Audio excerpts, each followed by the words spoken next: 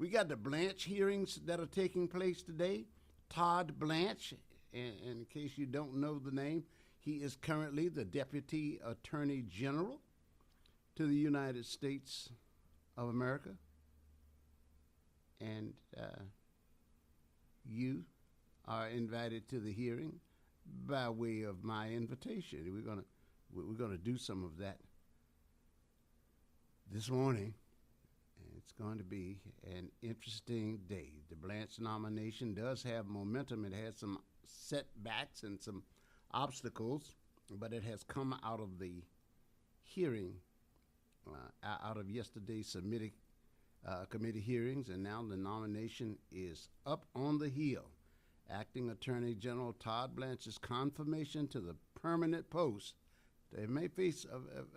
has faced several hurdles in the Senate after the dramatic deal involving Republican Senators John Cornyn and Tom Tillis, and several other key senators will be there. But it's still undecided as of this morning. But it looks like, from observers, watchers, and political pundits and columnists and other analysts and the like, that it's going to sail through. It looks like it's going to be there. The main two obstacles were Tom Tillis and John Cornyn. Tillis is leaving the Senate, and John Cornyn was spurned in his effort to maintain his incumbency here in the state of Texas. So he was very unhappy that President Trump did not give him his endorsement. Instead, it went to Ken Paxton.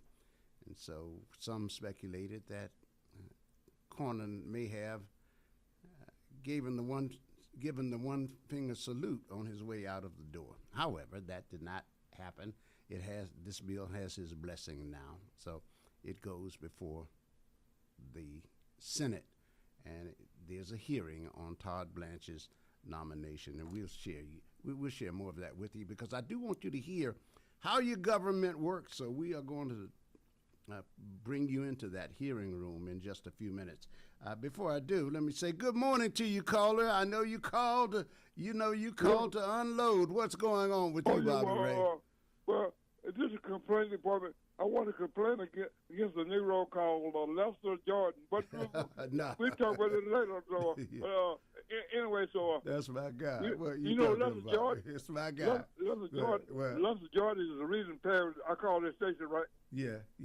About 20, 30 years ago, he said something, and I was listening, and after that, it kind of set me on. It kind of like the wildfires that are going on. Yes. All over. It set me on fire, man. So, but I've been calling it ever since.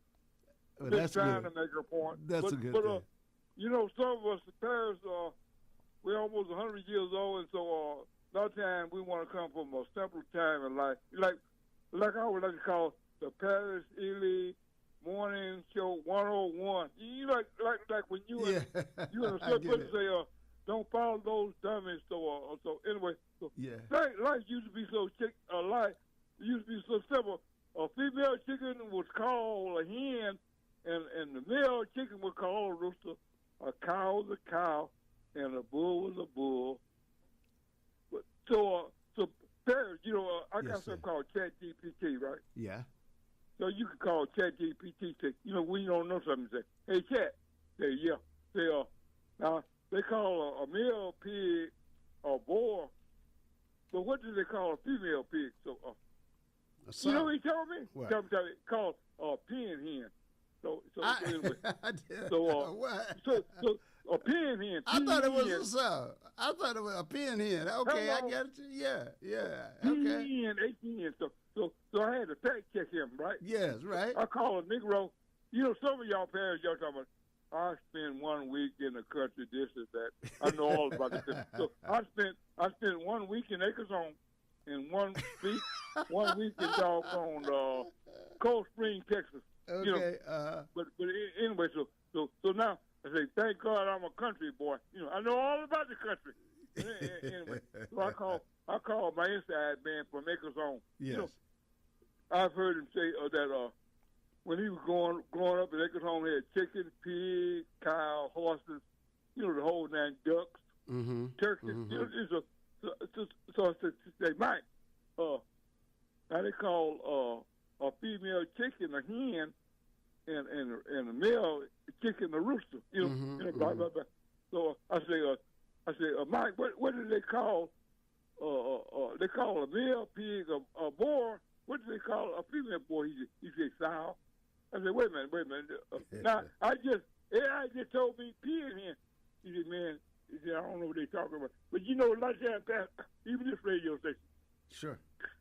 Sometimes we say a word, people don't understand what you're talking about. Right? I say, sure. I say I'm an ambitious man, but I have an ambition. So the same, it's kind of like the same thing, but it's different.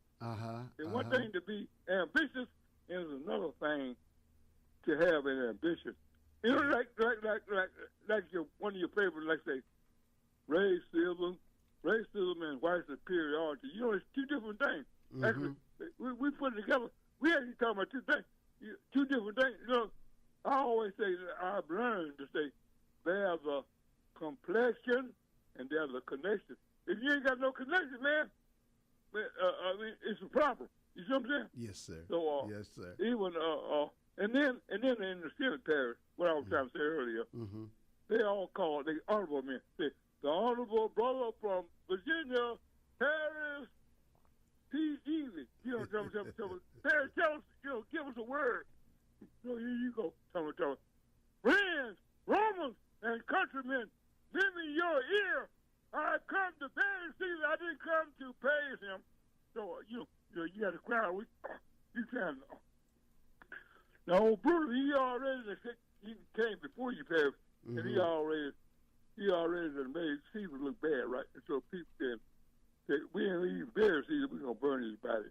So then Anthony comes up behind him on scene 2, act 3, scene 2. Come on, friend, Roman countrymen, lend me your ear. He said, the honorable Brutus said that Caesar was ambitious, but Caesar really cared about y'all. But does the ambitious men care about you? Says ambition should be made of sterner stuff, right? So he said, let me read you Caesar's will. Caesar in his will, he wants to give each one of you Negroes 75 darius. I had to look what a darius was. So a darius is 1 day's pay. So he said he wants to give each one of y'all 75 darius and all of his land to be divided any way you want to. So now he got a crowd with it. So anyway, he said, let me tell you about the 7 conspirators. The lead one was named Brutus. So now they got to go run and hide because down the people say, let's keep those conspirators. So it's the same thing. Like today we go, I just told you I didn't know everybody didn't like Julius Caesar.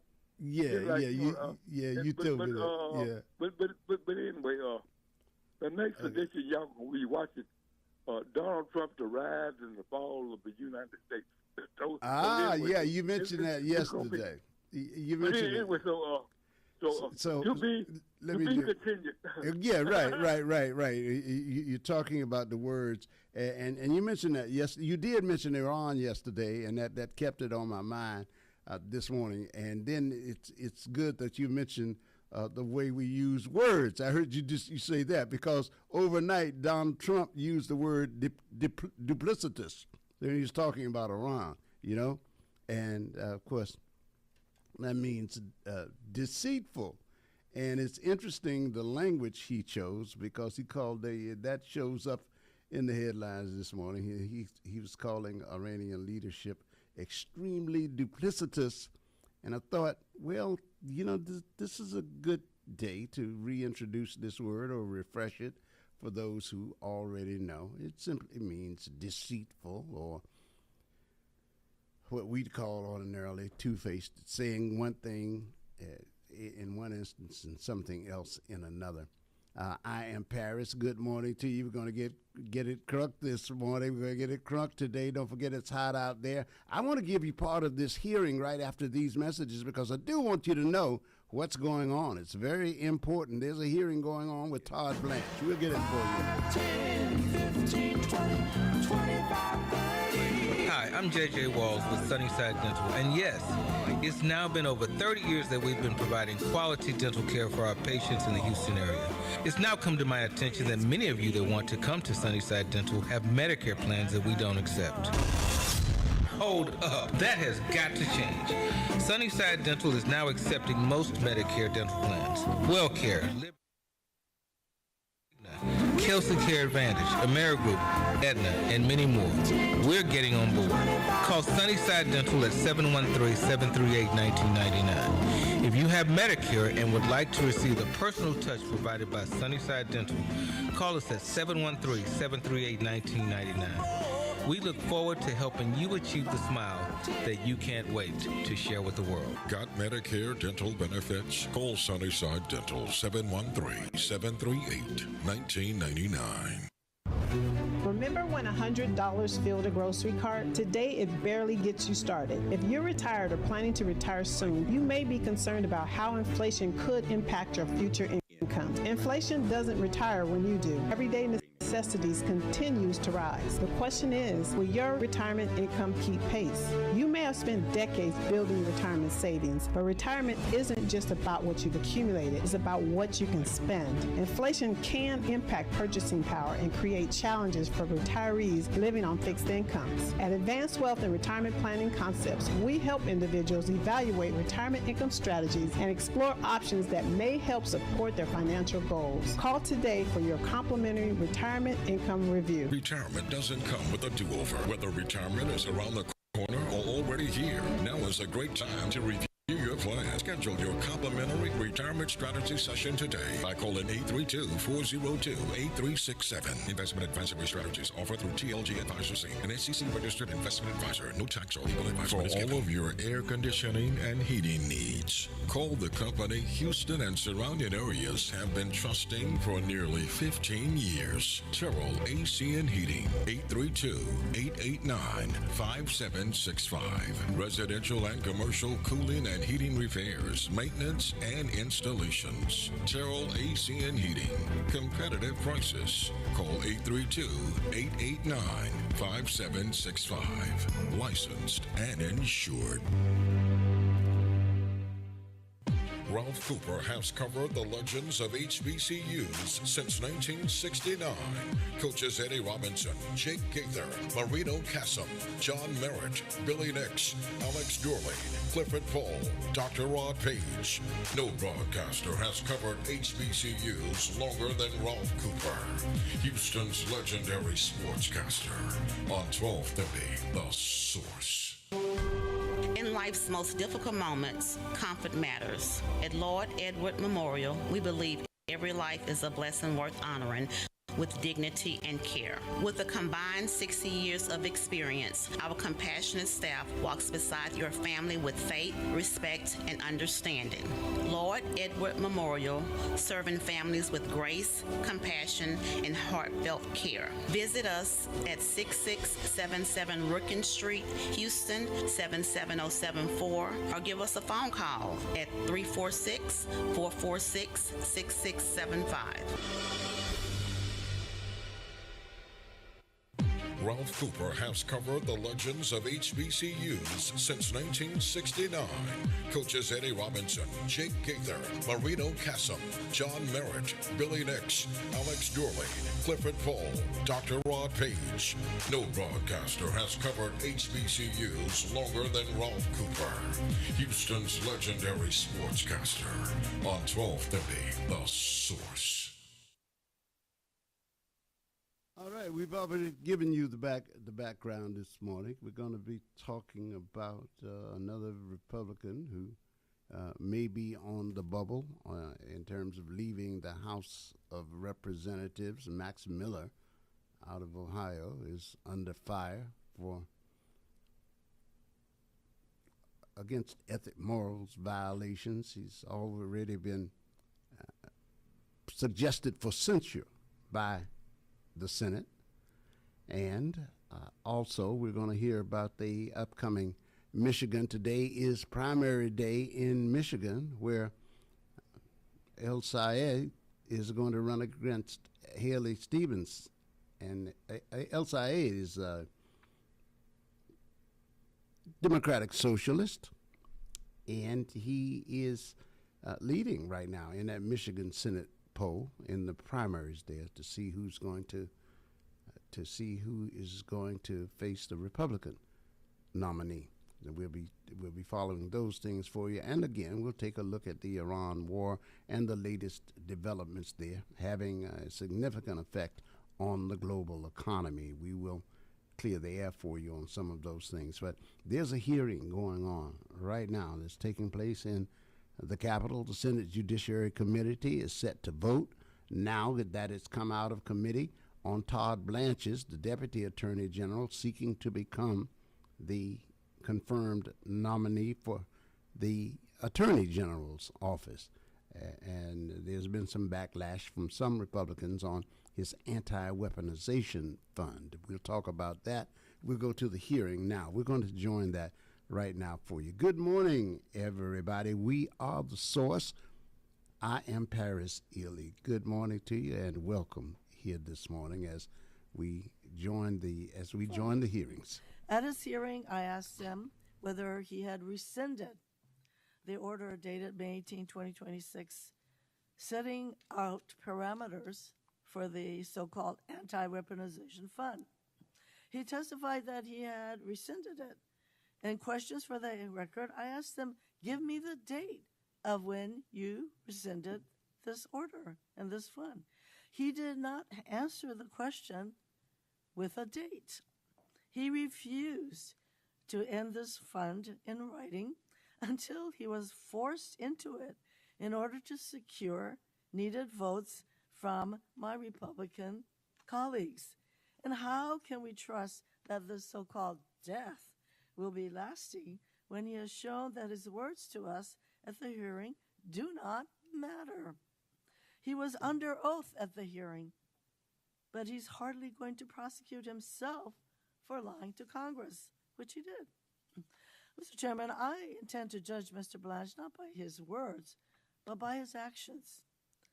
Even though he said he would cooperate with the New Mexico office, Attorney General's office, in their Epstein investigation, it seems he will not actually do so. Even though he claims to follow the Constitution and the law, he acts as the president's lawyer, catering to the president's whims and protecting the president. And even though he said repeatedly that the anti-weaponization fund is dead, he had to be forced, literally kicking and screaming, to memorialize that death in writing. And that non-binding writing will mean little when the president wants the fund. And believe me, the president is loudly saying he wants that fund. Who do you think Mr. Blanche will side with? Is he going to uphold this so-called non-binding statement made to secure today's vote from some of my Republican colleagues, or the wishes of the president, to whom he is loyal above all? At a time when the Department of Justice has lost thousands of career attorneys with millennia of combined experience, and when DOJ's independence from politics is no longer in existence, I cannot vote in favor of someone whose actions so clearly make him ineligible to serve as Attorney General, even of a department as compromised as this Department of Justice, which basically is a department of retribution and revenge. I urge my colleagues to vote no as well. Thank you, Mr. Chairman.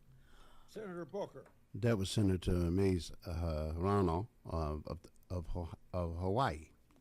Coming now, Senator Cory Booker from New Jersey. Over the last few weeks, we have a nominee that it seemed like some of my colleagues in a noble way were saying is unqualified unless he gives some kind of guarantee that what we now know on both sides of the aisle, Americans think is absolutely outrageous.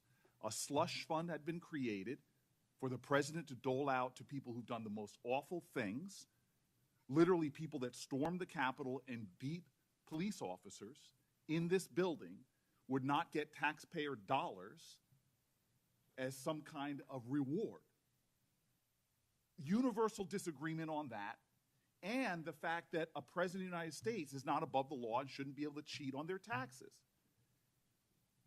And so I've sat back for days now looking forward to us, at least of all the things that Todd Blanche has done that is disqualifying for this job, I thought at least we were going to be able to get an end to that nightmare. And here's the thing, Mr. Chairman.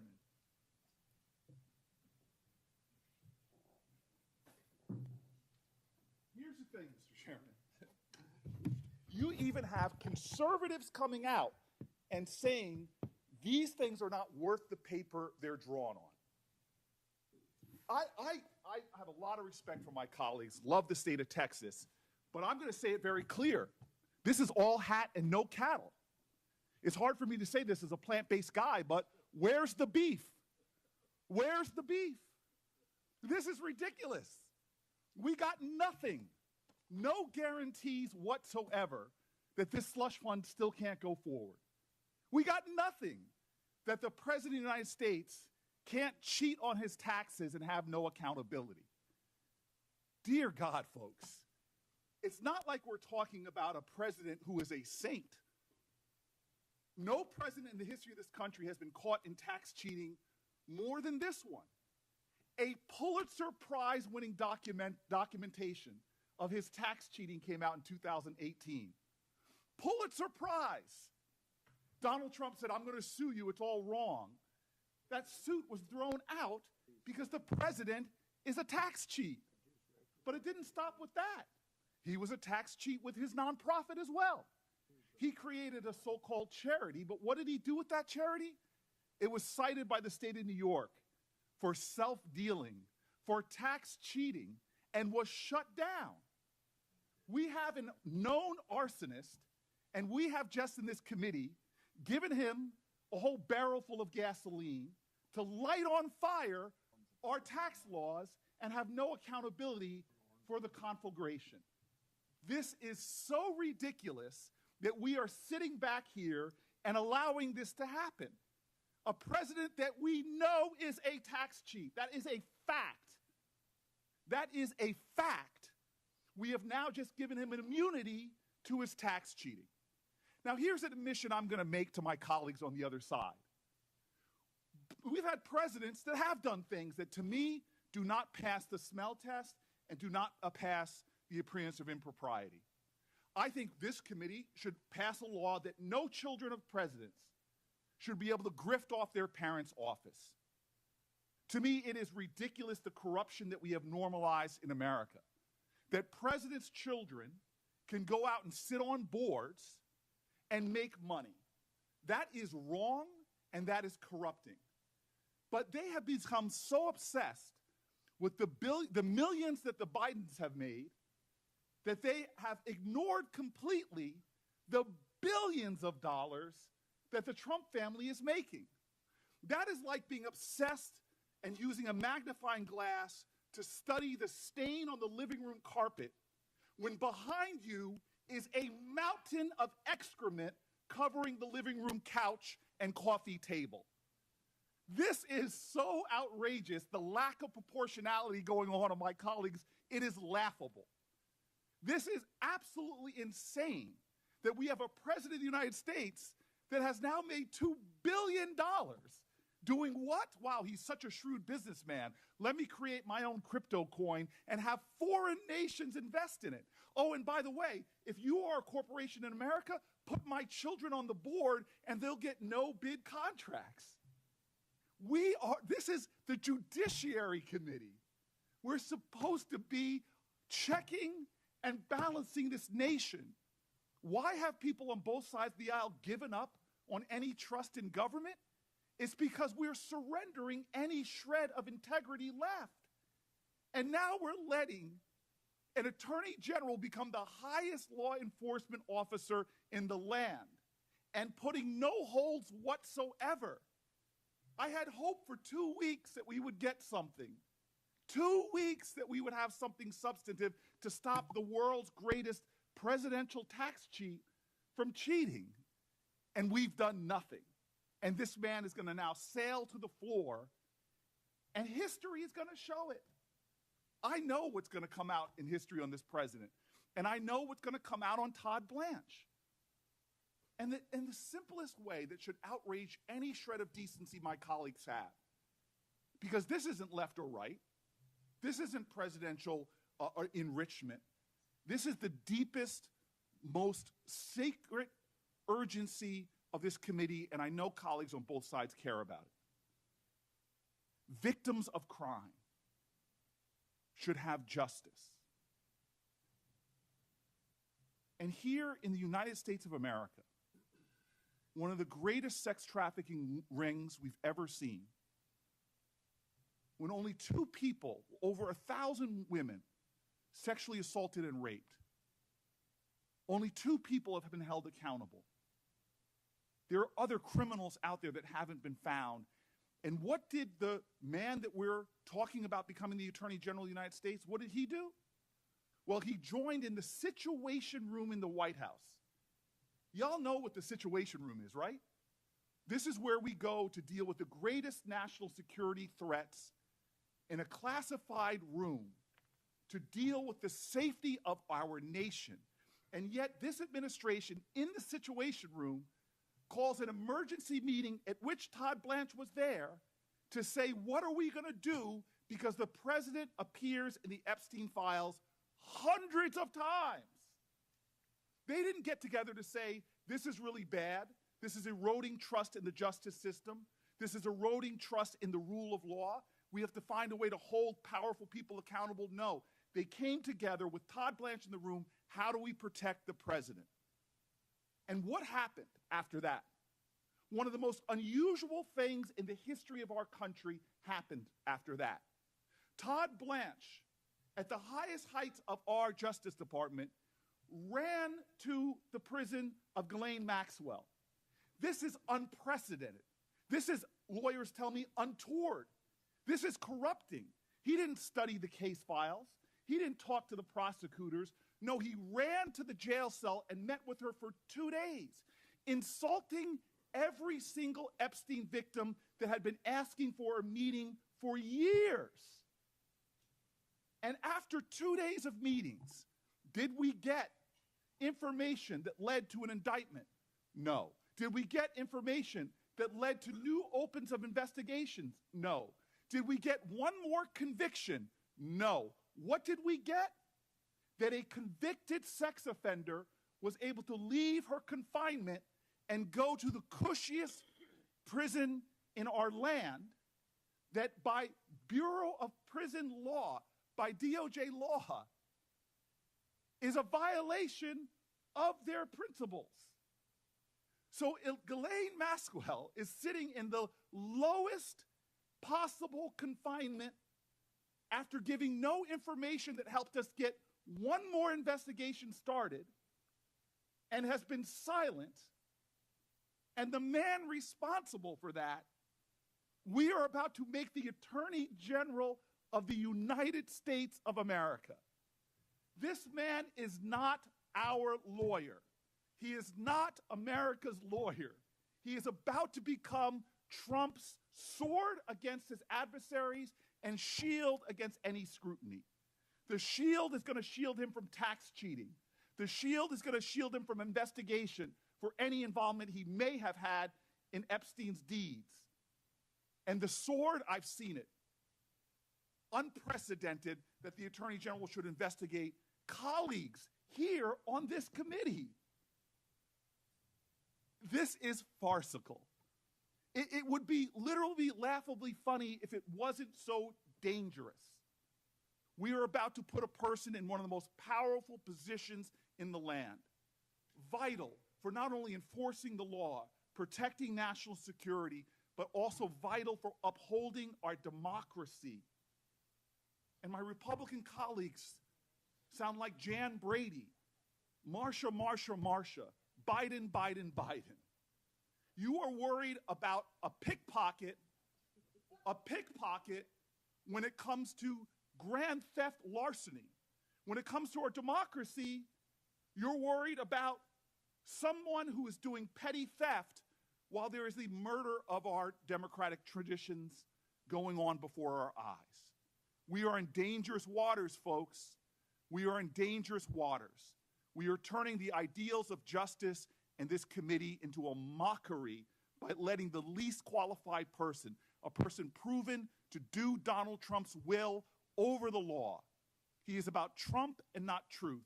He is about corruption and not the Constitution. He's about being Donald Trump's lawyer and not the people's lawyer.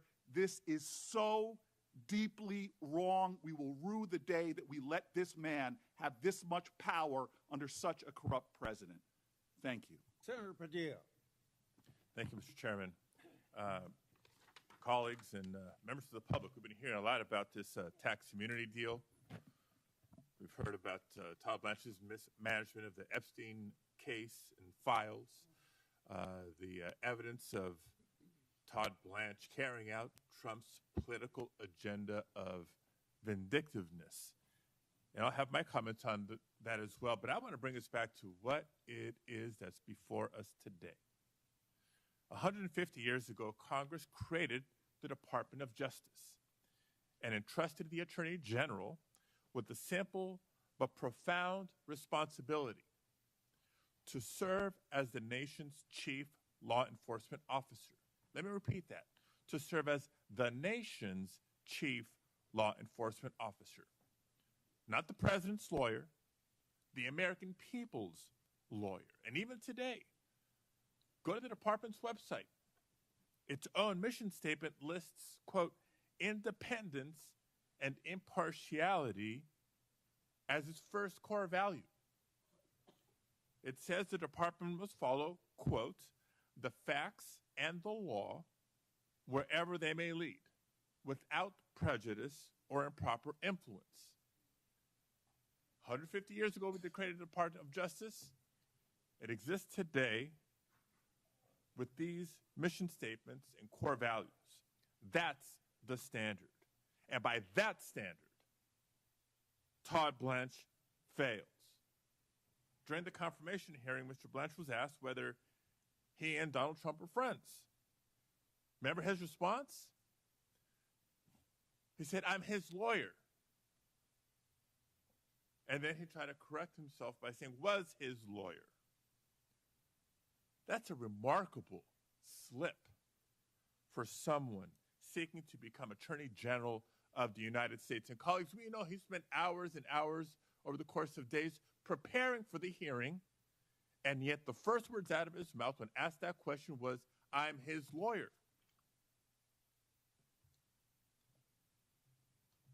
The Attorney General isn't supposed to be the president's lawyer. The Attorney General is supposed to be the country's lawyer. And if you recall, when I asked Mr. Blanche whether the Department of Justice has an obligation to remain independent from improper political influence, including influence by the president, he refused to say yes. He tried to justify the department's part of the executive branch and he's a member of the cabinet and the president's agenda, the president's fixations and obsessions is what he follows. It suggests he sees no problem with the president directing federal law enforcement to investigate and prosecute his perceived political enemies. It's not hypothetical. We've seen investigations into former FBI Director James Comey, into New York Attorney General Letitia James, into former CIA Director John Brennan, into our colleagues, both on committee, Senator Schiff, and not on this committee, Senator Kelly, and more.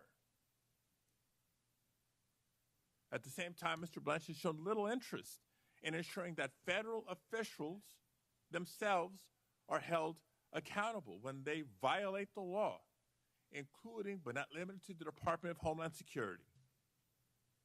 He basically stated that his belief is that the department should investigate and police themselves. Remember, I asked him about this. They're clearly incapable of doing so.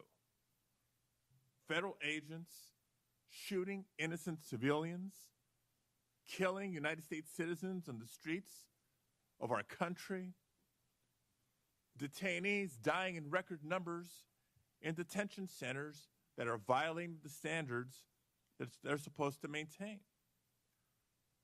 So it's clear that under Todd Blanche, the primary job of the Justice Department will be to do things like defend all options to reward January 6 rioters who attacked the United States Capitol and violently assaulted police officers, to ensure immunity for the president and his family for tax crimes.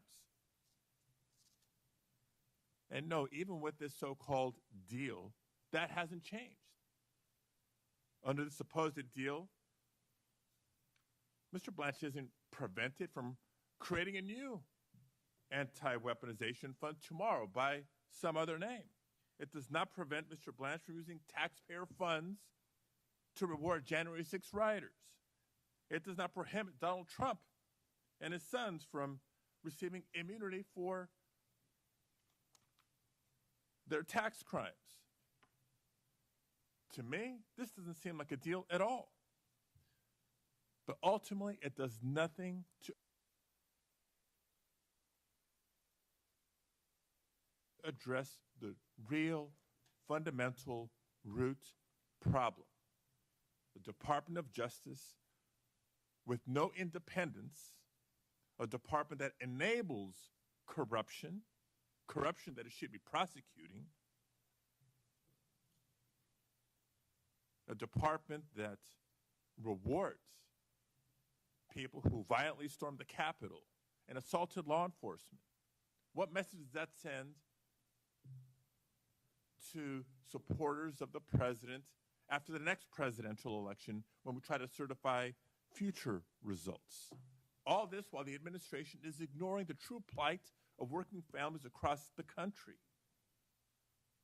who feel not just burdened but buried by the increased costs.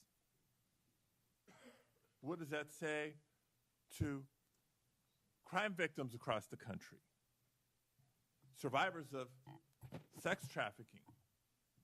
What does that say to the families of those who have lost their lives at the hands of federal agents, and agents face no accountability? This is not equal justice under the law. This is not the Department of Justice the way it's supposed to be. This is not an attorney general that the American people deserve. Our country deserves better. Todd Blanche is not fit. And I urge my colleagues to oppose this nomination. Tell our Republican members that we have 2 speakers left, and to get over here so we can vote after Senator Schiff's done speaking. Senator Welch. Thank you very much. Mr. Chairman, this is a story about how a young and talented and idealistic man committed to public service, a prosecutor's prosecutor, became a new person in service of a corrupt president. It's a story of ambition and loyalty and political calculation eroding resistance and idealism. Mr. Blanche has used his considerable talents to accommodate the corrupt goals of a corrupt president. And by the way, Mr. Chairman, if we rejected Todd Blanche, that corrupt president would find a new Todd Blanche. But Blanche is also a story about how a once great institution is relinquishing its own power and capitulating to a corrupt president. Is there no line that the U.S. Senate will not allow this president to cross? The Senate confirmed Bondi, Hegseth, Patel, Nome, and is about to confirm Blanche. The president is abusing his authority every day in every way. Shame on him. But But the United States Senate is failing to use its power any day, in any way, to protect the American people. Should not the U.S. Senate use its advice and consent authority to demand competence and integrity? Do we do that with Bondi, with Noam, with Hegseth, with Patel, and now Blanche? Should not the U.S. Senate use its taxing authority to stop Trump's tariffs that we basically all oppose and are doing so much damage to small businesses and individuals in Vermont and in all our states? Should not the U.S. Senate use its constitutional power of the purse to stop the invasion by President Trump, the executive, into the power of the purse? And should not the U.S. Senate use its constitutional authority to declare war, to stop this illegal war in Iran, or at least even debate it, a war that President Trump is losing?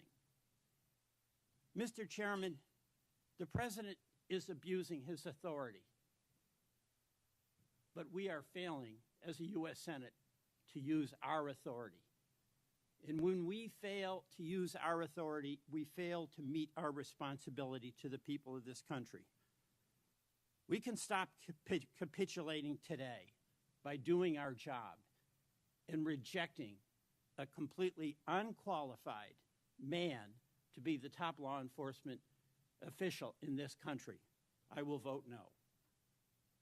Senator Schiff.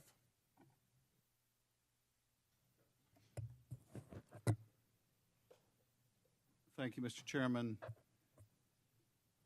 I speak in opposition to the nomination of Todd Blanche to be Attorney General. He should be rejected for 5 broad reasons. The first is he has used the Department of Justice to enrich the President of the United States, and that is not the job of an Attorney General. Now, how has he done this? Well, let's look at the IRS settlement. And bear in mind, this was a lawsuit brought by Donald Trump not as a private citizen. He had every opportunity to bring this lawsuit in between his first term and his second term, but he did not do so. In fact, he waited so long that the statute of limitations ran on that potential claim. He waited until he became president. Now, why did he wait to bring this $10 billion lawsuit until he became president? He waited so that he would have the power of the presidency to leverage the IRS and the Justice Department to make him more money. So he waits till he's president. He sues the IRS for $10 billion. In a stunning act of self-dealing, he purports to settle with himself. He's represented by his personal lawyers on the one hand and by his other lawyers at the Department of Justice on the other hand, in a collusive use of the litigation process that was found by a judge in Florida to be a potential fraud on the court, to be brought for an improper purpose of extracting some kind of financial benefit to the president, and boy, was it a benefit. By some estimates in Forbes, $600 million of tax benefit for the president, his family, his sons, the businesses, the affiliates, and all the rest of that. Now, there was an effort, and I appreciate my colleagues from Texas and North Carolina making an effort to try to rein in this tax settlement. But what they attempted to achieve has not been achieved. As my colleague from Texas rightly asked during his questioning of Todd Blanche during the confirmation hearing, this is purportedly an agreement between two parties. Can you, representing just one of them or speaking for just one of them, bind the other? And the answer was no. Blanche acknowledged that no, his statement alone couldn't bind the parties. The president could insist for his part on honoring the terms of the settlement agreement. Does this unsigned one-pager somehow change any of that? And the answer is no. Look at this statement. It says that Todd Blanche incorporates that testimony by reference, meaning the testimony before the Senate, meaning that when he answered my colleague from Texas' question that he could not bind both parties to the settlement, he stands by that testimony. He's telling us again, reaffirming in writing, he does not speak for both parties, and therefore this unsigned statement that only says that it's restating DOJ's interpretation is meaningless. And that interpretation, according to this unsigned document, is that the order only has any effect, including on any release of claims, on the named parties in the lawsuit referenced in the order. But let's look at the named parties in this. The named parties in this settlement agreement, which the Attorney General admitted remains in force, applies to the plaintiffs, meaning Trump, his sons, and Trump organizations, or affiliated individuals, including without limitation family or others filing jointly, or parties including trusts, parents, sister, related companies, affiliates, and subsidiaries by reason of, respect to, in connection with, or which arise out of any matters that were raised or could have been raised. This is so broad, and nothing in this supposed clarification changes that. So if tomorrow the president wants to insist, let's say that tomorrow the IRS were to audit the returns of a subsidiary of one of the companies, not a party to the actual litigation. Do you think for a moment the president wouldn't assert that settlement agreement as a defense? Do you think for a moment that a court would find that an unsigned statement purporting to restate some testimony in committee would bar the president from using that as a defense? And so we have this litigation, president sues president settles with president never asserts the statute of limitations which would bar the claim. But no, this is used to enrich the president and his family. That is number one. We should not confirm an attorney general who views his job as enriching the president of the United States. Number two, we should not confirm an attorney general who believes that he has a right and a duty, the president has a right and a duty to go after his political enemies. Look, I understand my colleagues upset that their toll records were subpoenaed, but I didn't hear any of you complain when my toll records were subpoenaed during the first Trump administration. But let's set that aside. Do any of you think that's equivalent to the Justice Department under Todd Blanche seeking to indict two of our colleagues for a video they made that stated the plain truth that you can ignore an illegal order that you indeed have a duty to? I mean, how can any of us countenance an attorney general who would do such a thing?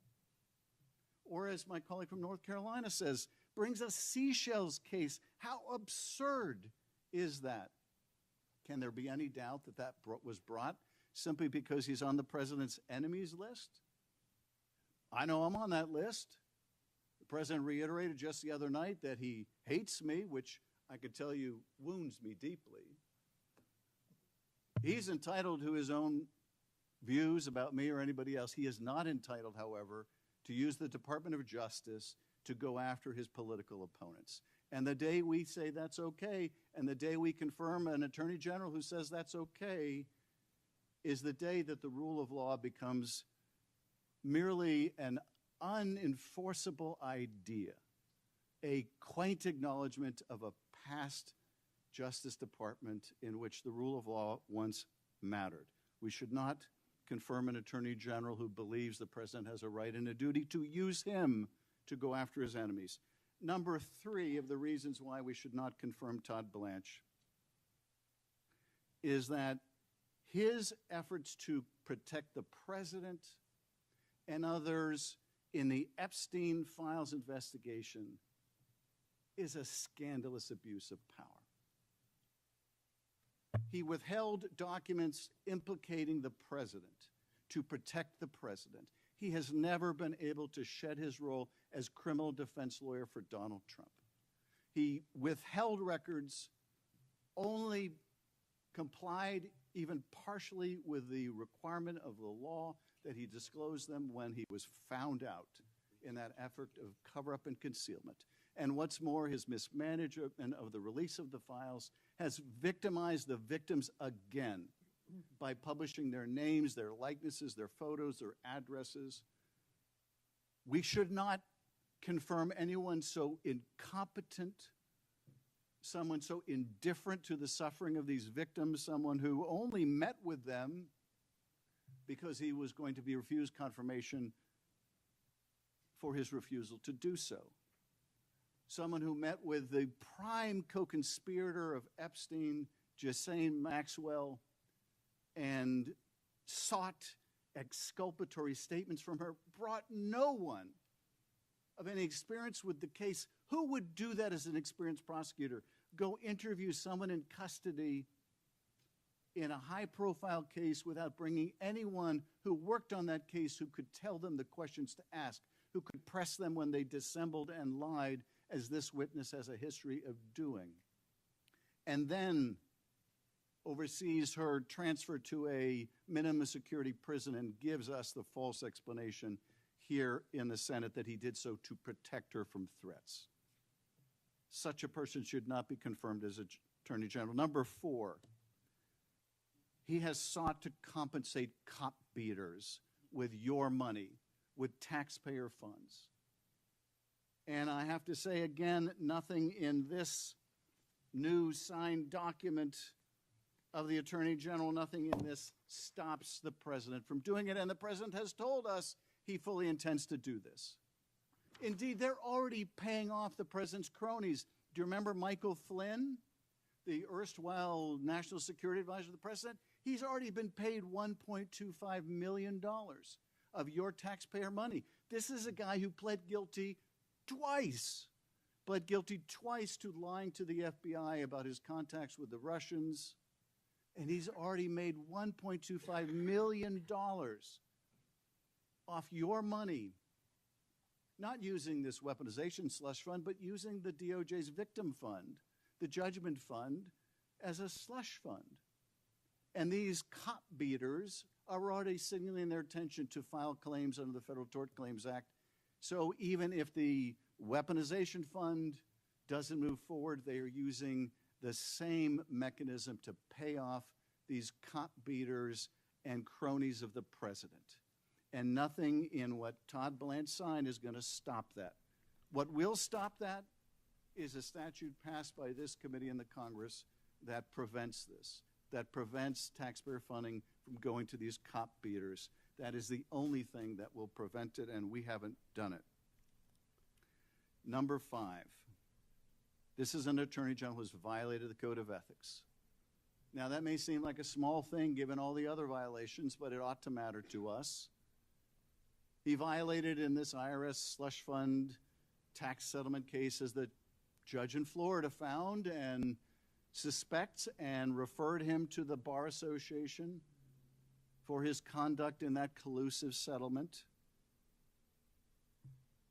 But more than that, during his testimony to this committee, I asked him about comments he made to CPAC, that conservative convention.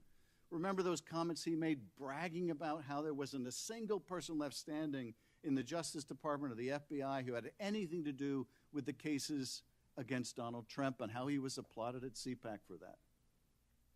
And I asked him, how is that consistent with the ethics advice that you admitted to this committee you received from the Justice Department, that you have said you followed, that told you you must recuse yourself from involvement in any case in which you defended Donald Trump?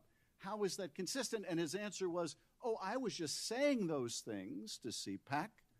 I wasn't saying I did it. I was just saying all those people got fired. But here's the thing. He did fire people involved in the cases against Donald Trump. In fact, we heard testimony last week of one of the people he fired, and here is his termination notice.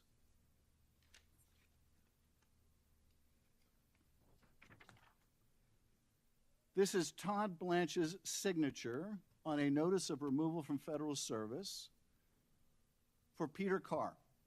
Peter Carr was one of the primary spokespeople for Jack Smith's investigation. He was the spokesperson against the president in the president's prosecution for inciting a violent attack on the Capitol. Todd Blanche writes, this memorandum serves as official notice that you are removed from your position of public affairs specialist with the Department of Justice. Signed by Todd Blanche, recused from any involvement in firing anyone in the cases in which he defended the president, firing someone involved in the cases in which he defended the president.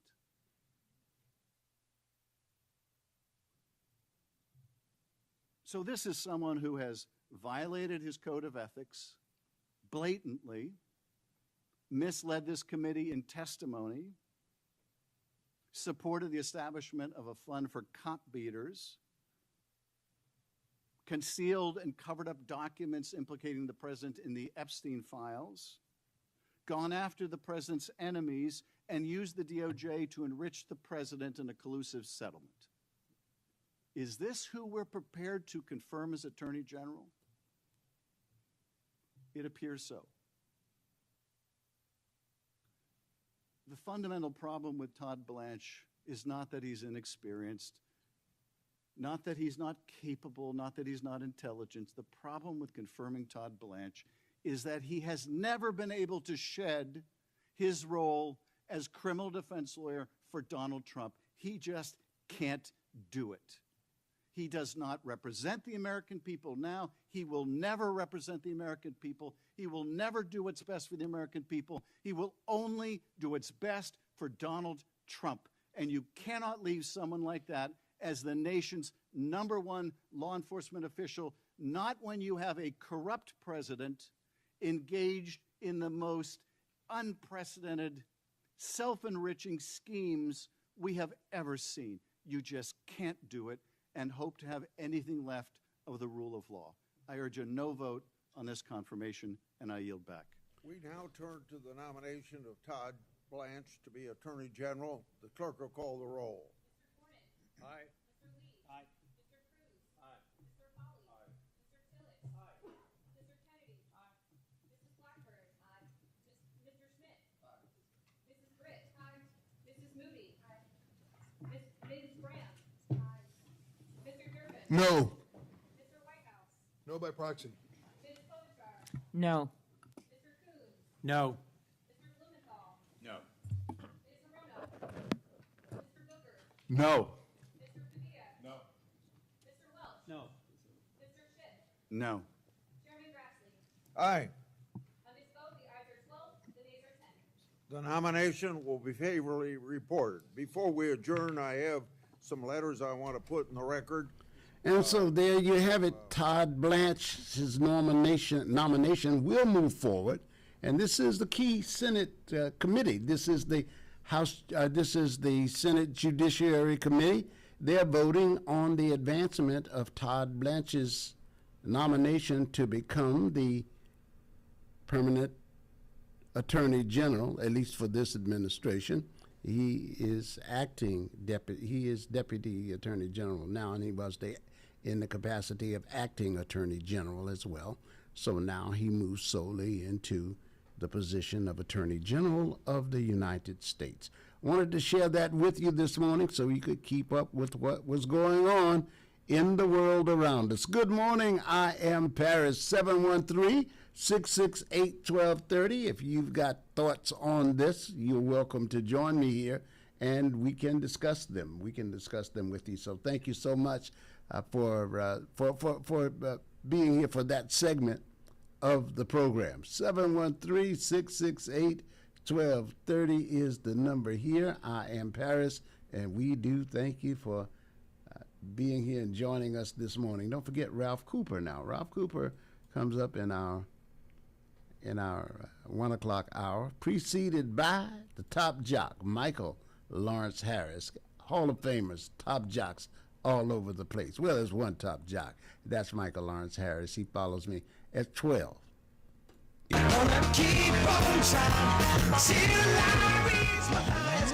And now, a message from the future frequency. Young voters, Gen Z, and millennials. If you're ready to make your voice count, here's how you make it happen. First, register to vote. It only takes a few minutes. Just look up your local election office and follow the steps for your area. Next, verify your information. Confirm your name, your address, and your polling location so nothing slows you down. And don't wait for Election Day. Vote early. Pick your day, pick your time, and skip the lines. Make your plan to vote early and vote to be heard. The future is live right now, and you're the frequency. This message is powered by Diversity of Thought and proudly sponsored by 1230 KCOH, The Source. Everybody's talking about the high price of eggs. I don't know much about eggs, but I tell you this. If you want great chicken at a great price, how about Chicken Plus, 6210 North Wayside? Let's hear what his customers are saying. Michelle writes, Chicken Plus has some of the best fried chicken and best fried okra in the city. We stay about 45 minutes away, but the drive is definitely worth it. E. Max says, the chicken is seasoned so well and every bite has a special crunch. It's my go-to chicken spot when I want homemade fried chicken that's always good. Now that's what I'm talking about right there. Great fried chicken, okra, rice and gravy, desserts. You're going to find it all at Chicken Plus, 6210 North Wayside. You don't have time to make the drive? Hey, no problem, no problem. You can order Chicken Plus on DoorDash and Uber Eats. You better do what you got to do to get your hands on some of that great fried chicken, the best fried chicken in the city. Great chicken at great prices. That's Chicken Plus. See you there. For all of your air conditioning and heating needs, call the company Houston and surrounding areas have been trusting for nearly 15 years. Terrell AC and Heating, 832-889-5765. Residential and commercial cooling and heating repairs, maintenance, and installations. Terrell AC and Heating. Competitive prices. Call 832-889-5765. Licensed and insured. This is Gilbert Andrew Garcia of A Tip from Gilbert, talk, inspiration, and prayer. Listen to my show every Monday from 11 to 12 on KWWJ 1360 AM, KYOK 1140 AM, KCOH at 1230kcoh.com, St. Radio at 95.1 FM, 1460 AM, and Latino Sports, KEYH 850 AM. Call in at 832-570-8075 and follow me on social media. See you then. A Tip from Gilbert, Mondays 11 a.m. on 1230 KCOH, The Source. Okay, so the Blanche nomination in the Senate Judiciary Committee has been confirmed. It will now go to the full Senate for a vote, and where it will seemingly pass by assuming it'll be passed by a slender margin, along partisan lines. So there's very little room for a dropout there on the Republican side. They are paying, of course, close attention to that. And at the center of this hubbub over Blanche's nomination is the Anti-Weaponization Fund. That is the bill that proposes to have billions set aside to give reparations to the people who consider themselves wrongly persecuted by the federal government. And there was another controversial item in the proposal that Blanche sent forward in this bill. It is to, in effect, forgive Donald Trump's taxes, and well, this wasn't part of a bill. It was rather an agreement to forgive Donald Trump's taxes, those of his family, whatever errors might have been committed by his family, now, past, and in the future. And many consider that a slush fund. So you just heard, and you may give me your view on that if you'd like to do that this morning. Good morning to you, caller. How are you? Hello, caller. Good, yes. Good morning, Yes, sir. What's good? And good morning to the magazine audience and to Ralph Cooper, who I called in. I'll get to him in a minute. Look, Parrish, as you're aware, an acting attorney general, the current one, has the same powers as a confirmed, okay? So it's just a formality. And Parrish has said that in so many words. It will get done. But you Democrats, I mean, you're a hypocrite. You Democrats once had a president who appointed and was confirmed his own brother, ladies and gentlemen. And you youngsters, if you don't get it, Paris will remind you if you call him in and say, what chick is Mike talking about? That was just a couple of years ago. It's politics, babe. Look, sometimes I get concerned for these youngsters. They don't understand how the real world works. They think it's all above ground and everything should be the way it should be. I'm talking politics. So yesterday I heard the Honorable and Sir Ralph Cooper. Yeah, by the powers of me, myself, and I hereby call him Sir. Okay, I knighted him.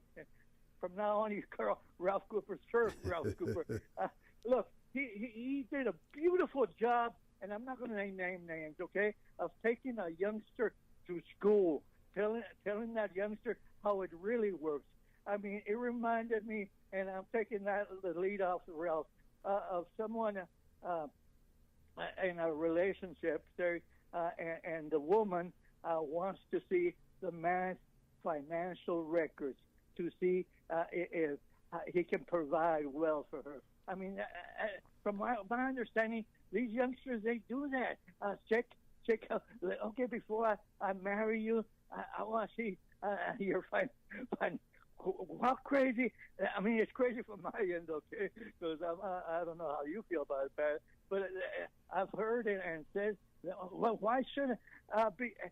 And if you go that route, and I'm connecting it to terror-legal, the relationship between any man and woman, and the woman wants to say, okay, well, can you, what about your money situation? I mean, it's just finances at that deal. You're telling terror-legal, okay, come through with the money, and then I will, quote my words, love you, terror-legal. I mean, then it's just become how can I word it nicely? We already know what you are. We're just negotiating how much, okay? You're talking about George Bernard Shaw, George Bernard Shaw, the playwright, when he met a woman and he said he was at this high class party. He was at this high class party and he was having a discussion about morals, and the woman was just insistent that there were just certain things she wouldn't do. So he said, would you sleep with me for $20, $50? And she said, no. What kind of woman do you think I am? Would you sleep with me for at that time, $1,000? She said, well, of course. You know, what do you think I am? And she says, what do you think I am? And he said, we've already established that. We're just haggling about price. Amen, and that's why I love the host of the show. He said it and summarized it beautifully, and that's why I'm connecting it. I've heard that on this show to the person, Cavalico. Well, if he doesn't come through with money, he's not our guy. Well, what you might also miss, and another life thing. Terralico and you, the community, he might come through with a 3-carat ring or the money, but he's got a mistress, a brown mistress, that he's also given a 3-carat ring. He's a great player. He wants to marry you, community, and also have his brown mistress on the side, and he'll take it if he can. Okay? Oh boy, and that's the real world. Is not about what fixes Mike. I mean, he promised me, okay? He promised us the money, and then we'll love him and stay married to him. What is it now? 6 years, ladies and gentlemen.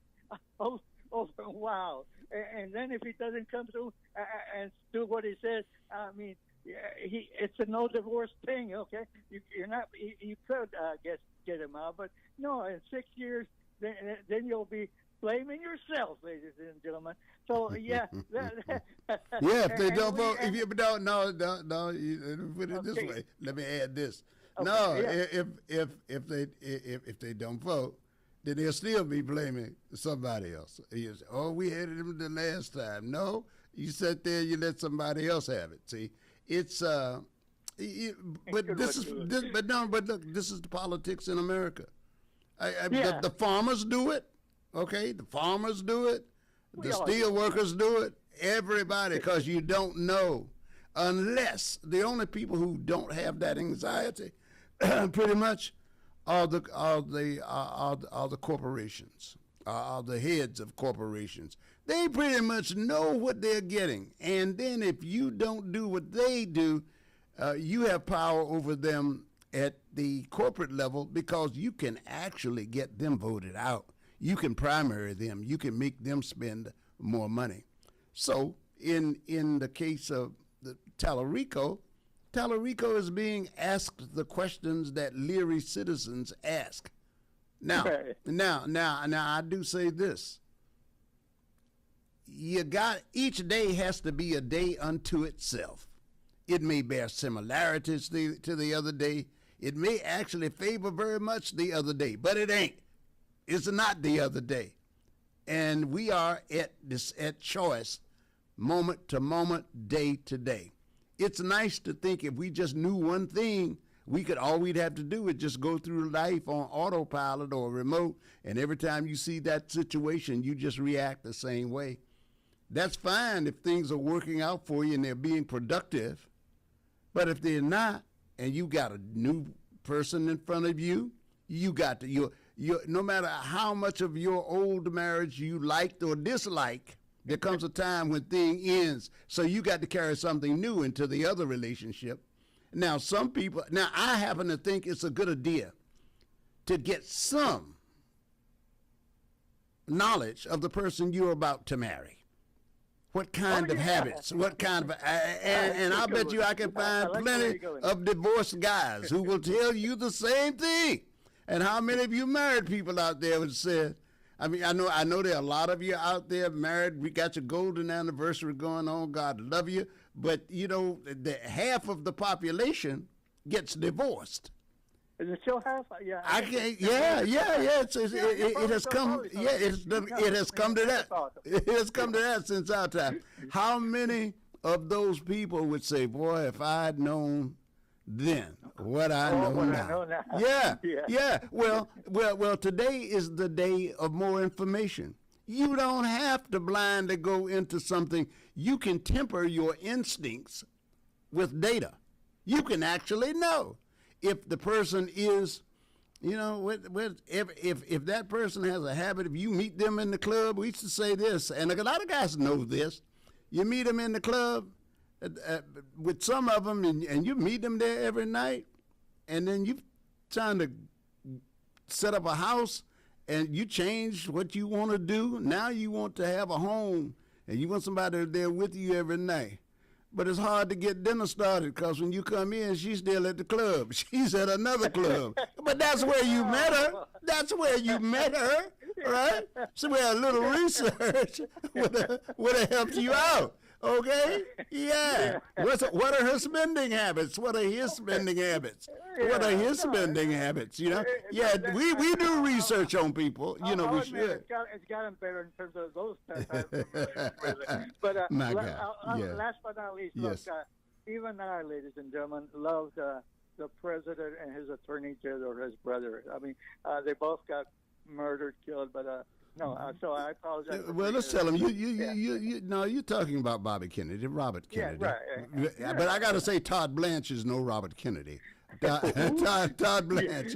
Robert Kennedy was looking for his confirmation at his hearing, and during his speeches, he said some people see things as they are and ask why. I see it. Robert Kennedy said, I see things that never were and ask why not. You understand? That's awesome. That's And I still that's remember awesome. that That's line. right. See, That's it stayed with you. It was fueling. And what was it doing? What was it doing to your young idealism at that time? Yeah, and his brother said, "What's the line?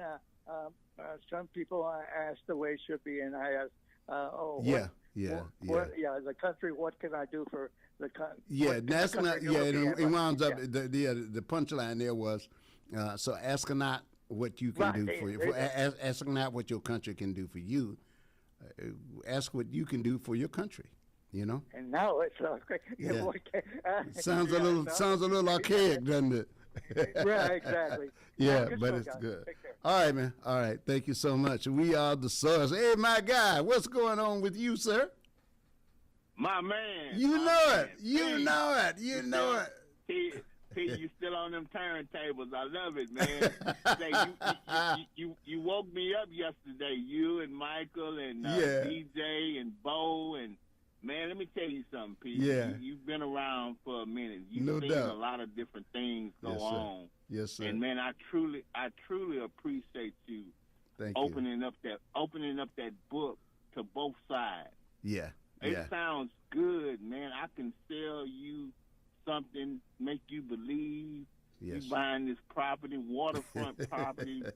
Man, it sounds so good, and we get caught up, Pete. Yes, we do. We get caught up, and the plight for me, Pete. What really made me start just digging down and kind of getting research is when they did my vice president the way that they did her. Yeah. P, that right there, P, opened my eyes, man. Yeah. Hey, what's really going on? What's really going on within our party? Yes. I voted Democrat all my life, and I'm going to continue to. But man, give us something to vote for. This is true. What they pushing, P, what they pushing right now? No, man. And that was a great line that you brought up. You and Mike, man, brought up what Kennedy said. We always looking and asking, what can the government do for us? Man, flip it around.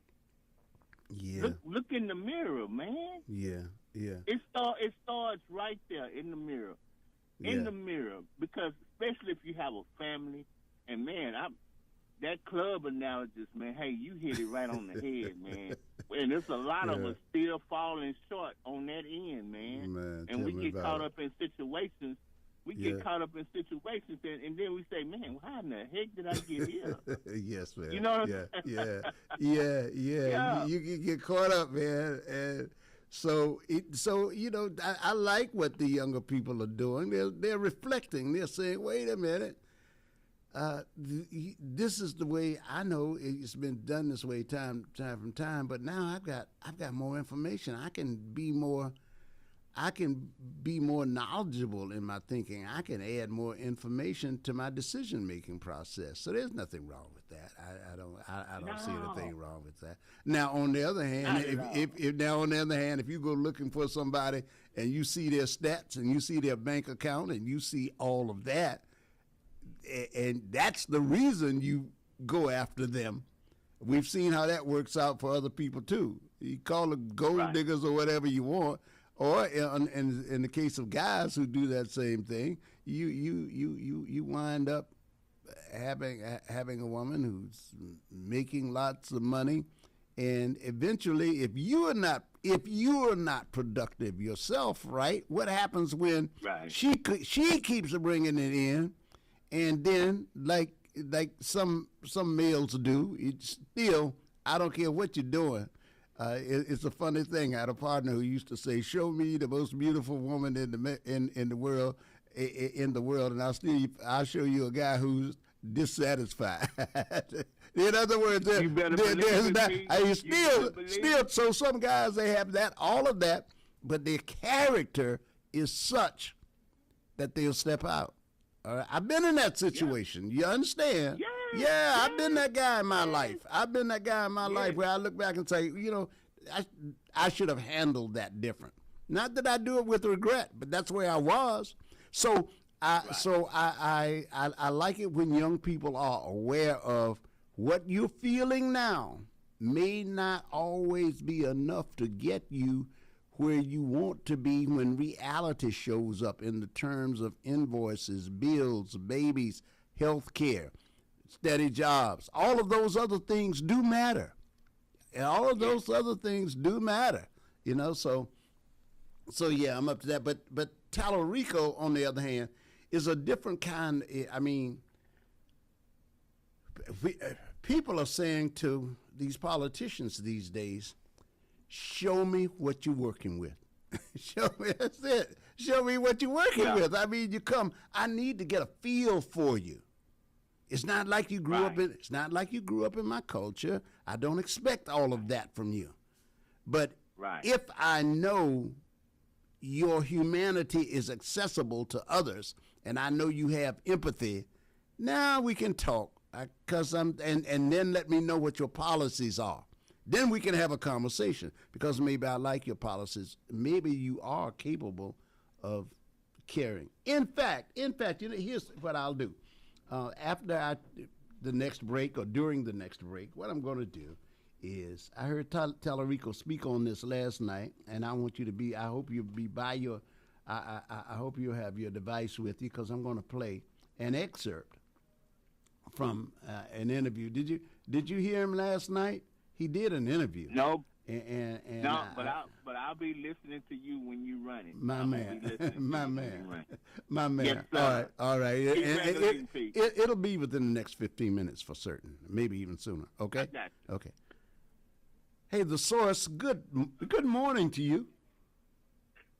Gonna go to see you. Oh, what's going on, Big Jeff himself?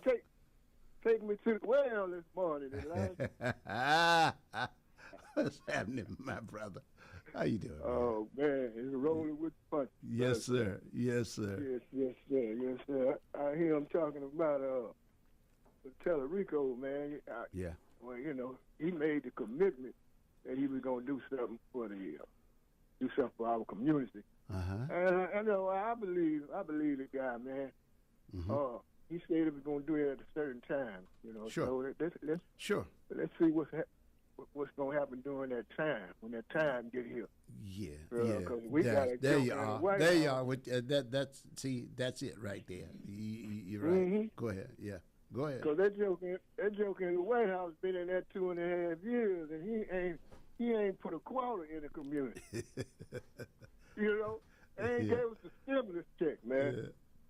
Yeah, well, I'm sure he sent some money out. Now he's done some things, but I will tell you, he has put out billions everywhere else. So whatever you were given, you had to pay back. You had to pay back. Yeah. All right. Giving these tax breaks, tax breaks to these millionaires. Yes, no doubt. Well, it looks like Blanche gonna make it. Yeah. Confirmed. Yeah. They will confirm Blanche, and Blanche used to be his personal lawyer, and still seems to behave as his personal lawyer, and that's a shame, actually, because the president, we see the evidence that he's self-dealing.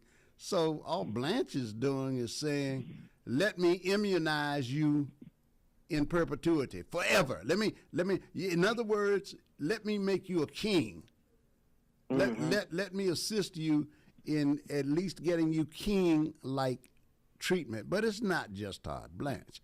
It's that the Republicans roll over on these things while complaining loudly that that's what everybody else is about what has been done before them. No president has ever put forward a deal like this.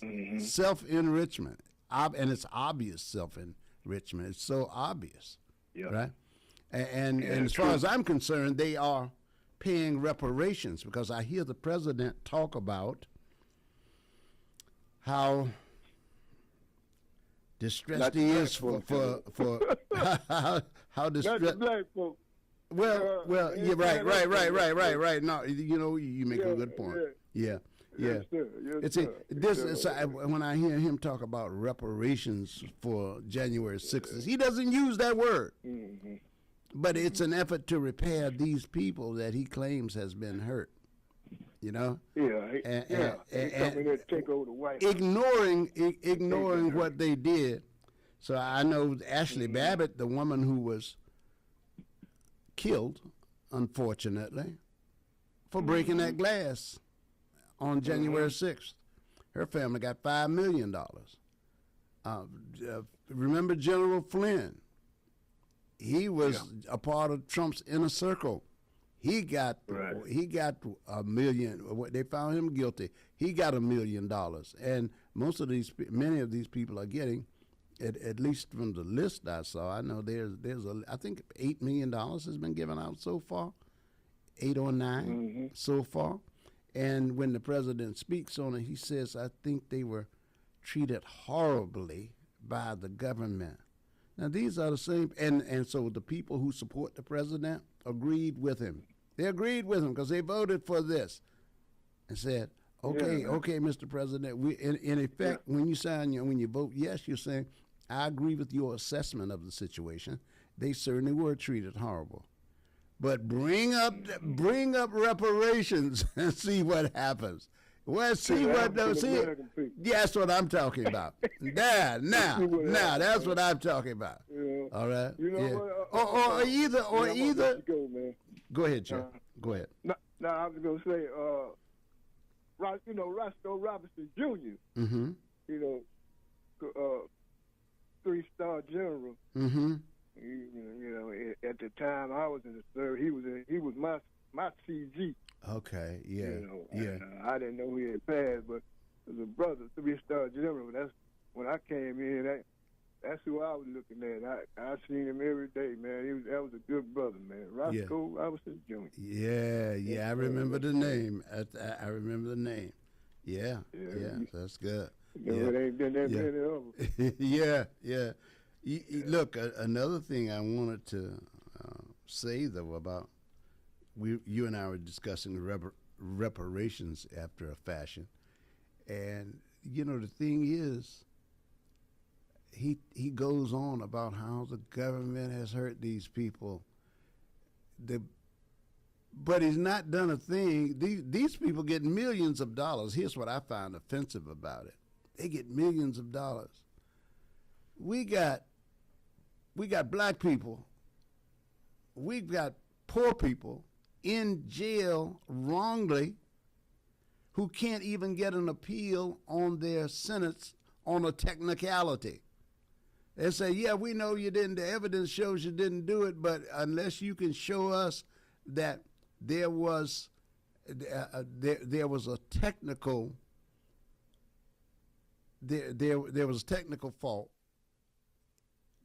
during the appeal decision. If the appeal doesn't find a technical fault, there's nothing we can do. That's crazy. We're knowing you're innocent. And then at the state level, even at those places when they do say, well, yeah, we had you in all of this time, they apologize and we're going to let you out, and they cap the amount of money that you can get. So I interviewed a brother once here on KCOH when we were on Alameda, who was who had served time. I think I think Amber Shaw spoke with him as well, but he was out, but they kept the damages somewhere around $80,000. $80,000, and he spent like 10, 15 years in jail. And there are plenty of other prisoners like that because you earn some paltry amount while you're in there. Then they let you go, and the state has put a cap on how much money you can get in case of a wrongful conviction like that. They expunge it or whatever it is they do to it, and then give you that sum of money. And so here we are talking about groups of people who took an excursion into Washington, D.C., assaulted police officers, created all kinds of mayhem, and now they're getting millions of dollars. You know, the same people, man, people who talk to me about how, we spend so much on prisoners. Let them not have air conditioning. Let them not have that. Look, let me tell you something. They are already incarcerated, and you complain about what the state is going to use, the amount of money the state might use to supply other human beings with something that keeps them alive, namely air conditioning in this case. You complain about that, but you give $1 million, in excess of $1 million, to people who, in some instances, spent 26 months or less. Sometimes some of them simply went to court. All right, and we're giving these people millions of dollars. So no, I ain't feeling that at all. All right, Jeff. Anything else? We got about, yes, sir. I was going to say we got about another year and a half left of this administration, man. We can make it, American people. We can make it. But when it's time to, you understand, exercise your voice, your right, you need to be there. Absolutely. All right. Okay. Want to thank you so much, Jeff.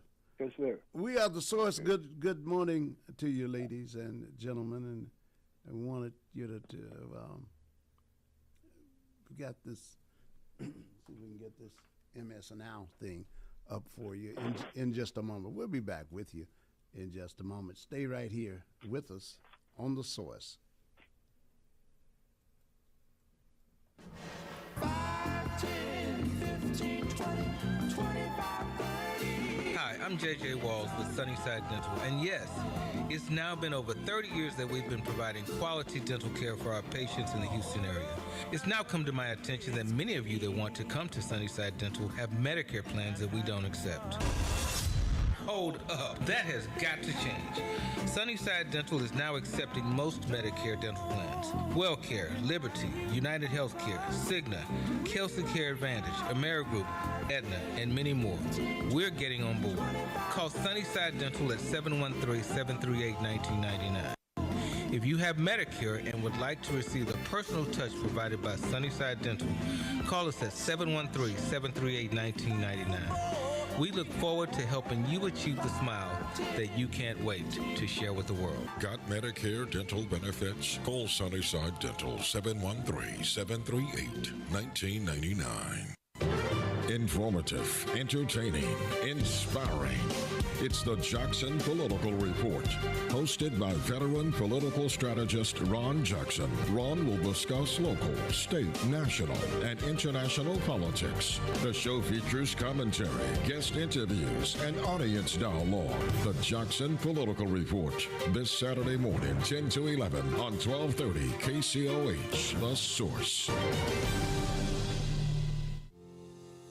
This is Gilbert Andrew Garcia of A Tip from Gilbert. Talk, inspiration, and prayer. Listen to my show every Monday from 11 to 12 on KWWJ 1360 AM, KYOK 1140 AM, KCOH at 1230kcoh.com, Sankeet Radio at 95.1 FM, 1460 AM, and Latino Sports, KEYH 850 AM. Call in at 832-570-8075 and follow me on social media. See you then. A Tip from Gilbert, Mondays 11 a.m. on 1230 KCOH, The Source. All right, we are the source, and we thank you for being here with us. Interesting, we had that conversation, that extended conversation about Tallarico and his campaign, and I've got more to say about that on the other side.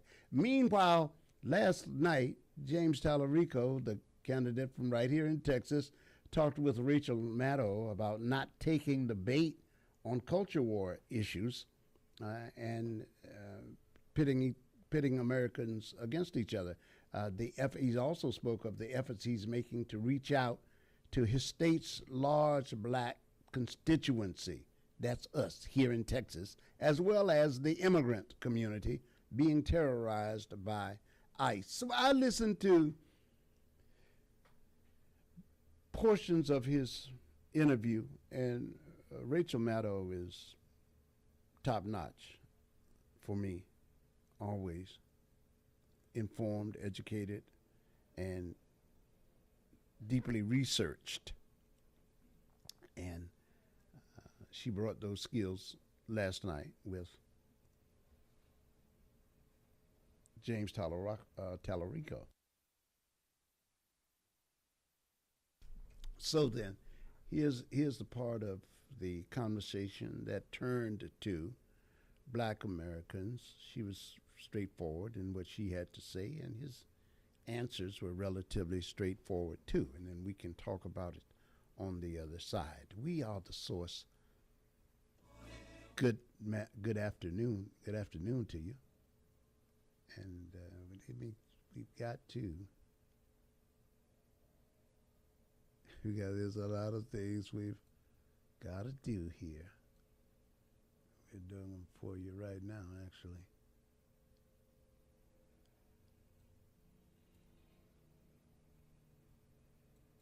We'll get rid of some of these things in the background. Now we're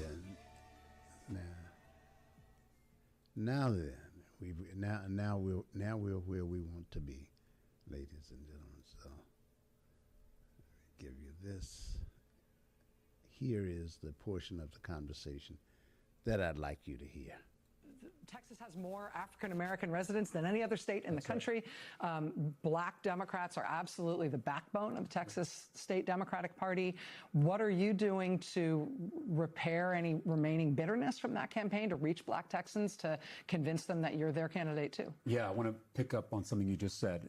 When I win this seat as the next U.S. Senator from Texas, I'll represent the most African Americans of any senator in the state, in the country. And that work of representing Black Texans starts now. It doesn't start the day after the election. And so I've been traveling the whole state. I've been convening private conversations with Black business leaders and elected officials and community leaders and faith leaders. I've been visiting Black churches and Black-owned businesses, appearing on Black media throughout the state, particularly our local Dallas Weekly and Houston Defender, but also podcasts and YouTube shows where folks are now getting their information and their news. And I've been rolling out policy proposals based on all these conversations that can meet the needs of Black Texans. Obviously, there are issues that we all face, right? The rising cost of groceries and gas and housing and childcare and prescription drugs. And then there are issues that Black Texans face uniquely. And you think about the maternal mortality crisis in our state that is 3 times deadlier for Black women. Harris County, home to Houston, is the deadliest place for a Black woman to give birth in the entire country. And so we've rolled out a comprehensive plan to combat that crisis. We've been visiting our HBCUs. We did a town hall at Prairie View and then gave the commencement address at Paul Quinn College in Dallas, the oldest HBCU. We've been talking about how to bring HBCU funding up to parity because there's a gap in funding between our historically Black colleges and universities and similar institutions with a similar percentage of low-income students. And imagine if we actually closed that gap, what our HBCUs in Texas could do. And then we already talked about voting rights. I mean, we have seen the most aggressive attack on Black political power since Jim Crow. Gutting of the Voting Rights Act, these racist redistricting maps. And I think the first thing that we have to do, to your point earlier, when we win a Senate majority, our first priority, before we get to housing and healthcare and education, has to be passing the John Lewis Voting Rights Act and guaranteeing that all of our neighbors, particularly our Black and brown neighbors, can access their God-given rights at the ballot box. All right, so that's it. You heard that. You heard that from Tallarico himself. That's a part of his campaign pledge, and there it was. Hello, caller, you're on. Yes, sir, Paris. Good morning, good morning, good morning. Good, it's a great morning. What's going on? It's like that, what was that program, one of them war programs where they've come on saying it's morning and good morning Vietnam. Good morning, Vietnam. Yeah, I forget his name. I was there when that guy was. What's his name? For a year I used to hear this guy say, Good morning, Vietnam. Yeah. Right. You were actually in the jungle when they were saying that, huh? Well, no, sometimes I was back at base camp, mostly in base camp. Yeah. No. Okay. Yeah. Well, yeah, it's time to have a cup of coffee, Perry. Yes, sir. Let's get it on. Let's get that coffee on. Yeah, go ahead. It's hot and black. It's strong. Okay, black and straw. Yeah. Listen, I don't know. Trump, man, I think it's a reach, though, to try to blame him for overcrowding in jails and people trying to get an appeal on their case. I get it that people have Trump as the boogeyman or Chucky or whatever, I once said he's Godzilla in a lot of people's mind, right? No. This is I did say that people have this dopamine they get by attacking him. This feel of this joy or something. I don't know what it is because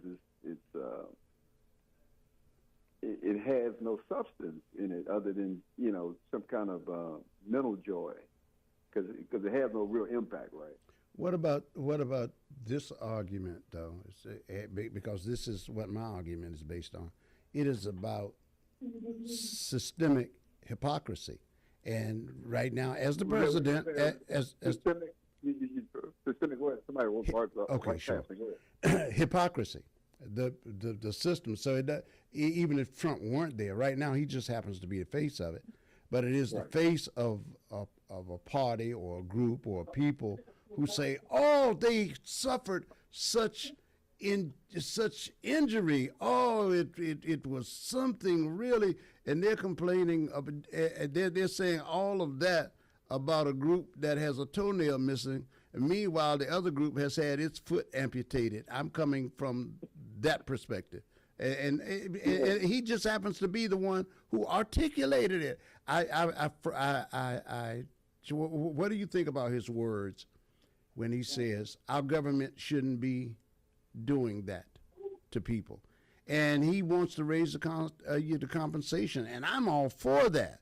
I am all for elevating the compensation, but I think what I doubt is that he's not shown an interest in being that interested, he or his party, because he's the head of the party. The Republicans have not shown that kind of interest in making black people particularly and other people and poor people whole in the same way.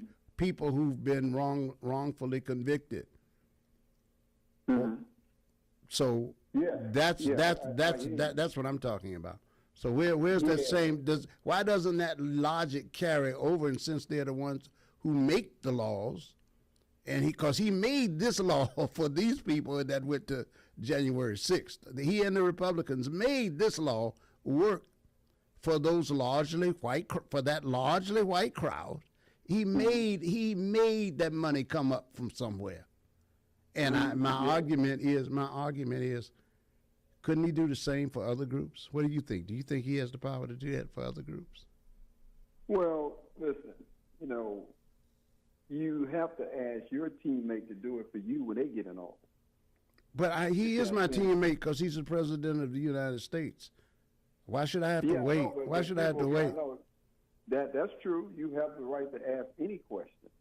But remember, the person you asking the question to has the right to answer it the way they want to answer it, right? Yeah. But do you think the person has that right to discriminate against me in such an overt manner, to give a thing to one group? Do you think that's wise for a person to do that? Do you let me put it. Okay. Let me ask you. Let me ask the question this way. Do you think it is good for the President of the United States and the Congress of the United States, because I want to keep them closely tied? This is not just about Donald Trump. Do you think it's wise for them to establish legislation that shows a preference for one group of its citizens while ignoring the grievances of the other party because that party didn't vote for them in the last election? Do I think it's wise? Do you think it's helpful? Do you think it's productive for the country? Is that a good way? I'm not operating in what should happen. I'm just dealing with what is happening. Okay. And I think. Please let me let you finish. Go ahead. Go ahead. That's why I always caution about words on a piece of paper. You know what I'm talking about? They don't align with the history of the country. Even though people argue the words in the Constitution, Bill of Rights, and all this stuff, right? That's not the history of the country. That's not what actually is happening, right? And that's an easy argument. And this, what I don't know. These people, I didn't think anybody received money from this proposed settlement that Trump had with the IRS. I don't think any of that money has been dispersed, right? I want to come back to that. Don't worry, you got the time. You've got the time. I'm going to come back to that. Let me ask you about this words on a piece of paper thing. Right. Are you saying that since what did you think about the words that were written that were in the 14th Amendment, or said that everybody has equal rights? Do those words matter? Yeah, but they were enforced by they had to be enforced. Okay. Yes. They had to be enforced. Mm-hmm. You remember the troops. Yeah, you remember the troops, right? Yeah. But they were enforced. Those troops got there because a political party had a sense of decency, and there was political persuasion. When things aren't what they should be, and people have said that they've shown aspirations to get somewhere, and you say, I'm going to hold you to what you said. I'm going to hold because when you don't do what you said, I'm being injured by it, and and to hold you accountable, I got it in writing what you said. This is not just something that I'm making up, right? Right. So, but I'm saying you're saying, well, it sounds like you're saying to me. Well, let me ask you. I don't want to say what it sounds like you're saying to me. Do you think the aggrieved people, the people who are being injured, because they were not written into an agreement, they should just accept the maltreatment? That that unless you have an explicit agreement, you should have not expected anything else. Well, first of all, Parrish, the question is way too complicated for me. Okay, I'm simply saying I have not been aggrieved today. Okay, as I sit here right now. Okay. And the subject for me is Trump is not Godzilla, because I drink my coffee with joy. Right? I have no problem having a cup of coffee this morning. Okay, and I'm not going to create a problem for myself, an imaginary problem. Okay. Now, I think the attorneys made a mistake, and I think the Democratic Party made a mistake when it came to this settlement that Trump had with this money. And because they were, from my point of view, concerned with what other people are going to get. Okay, they didn't see themselves in the winning line. They saw themselves only in the losing line. Well, right? Then don't you... Okay, I think what I heard is I'm going to go back to this. Okay, they want something that somebody else has got, and they're complaining about it because they didn't get it. That's the whole basis. When you ignore the words you're talking about, when you're talking about it being complicated, you and I both agree on that. And that's why it is twisted. That's why it's not as simple as somebody saying something and then everybody else goes along with it. That's where the 14th Amendment. The 14th Amendment sought to clarify these people are equal, all right, or must be equally treated. But when I hear your conversation, you're saying, oh no, it's okay if this discrimination is okay as an institutional act. And the reason that we can treat you differently or withhold things from you is because you didn't vote for us. You're not with the group who voted for us, so you shouldn't expect anything. No, I'm not saying that. I'm not saying that at all. I'm saying that when it comes to the weaponization fund and the settlement with Trump, okay, I think that those who oppose that settlement made a mistake because I think it opened up the door for other people, including black folks. Oh yes, yeah, I do agree with you on that. Yeah. Right. But but I think the reason they did it is because they are concerned about, as you outlined today, about the January 6th people and other people receiving money. Mm-hmm. Okay, not saying that, hey, okay, other people get some money, but maybe there's a chance I can get that. Yeah, if you don't believe you have a chance, then you're going to shut it down. You're going to say, I don't want nobody to get it. Yeah. There are people who do. You're right. You're right. Right. So that's how I see it. Well, that's how I see it. Okay. No, that's fair, and that is a reasonable point of view. What is because also you've been using the word all morning, Paris. You've been using the word that's been applying for black folks for the longest. You've been using the word reparations. Because that's what it is. It's the effort to repair people. They use it themselves over there in right-wing circles. They talk about repairing people. Their lawyers don't. Some of them use the word reparations.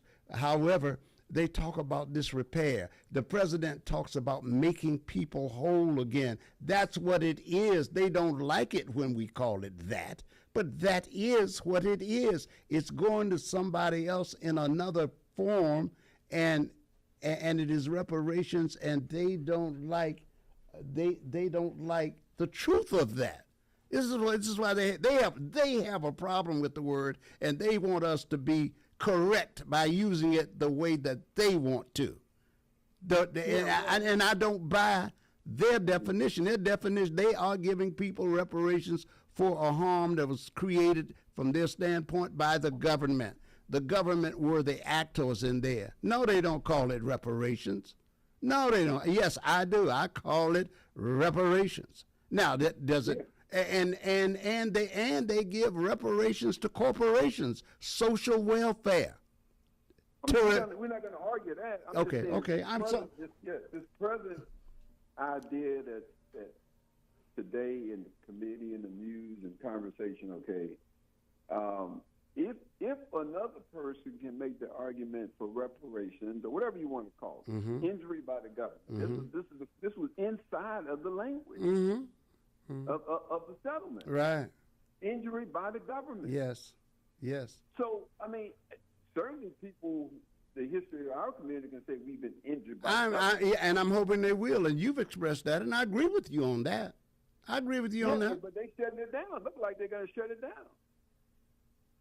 I think Blanche, I thought they cut the deal to shut the thing down. I mean, I don't know. They probably read the record in some kind of way, but currently it's shut down. Yeah, well, here's why there may be people who are feeling that. Some of them are on edge about it for this reason.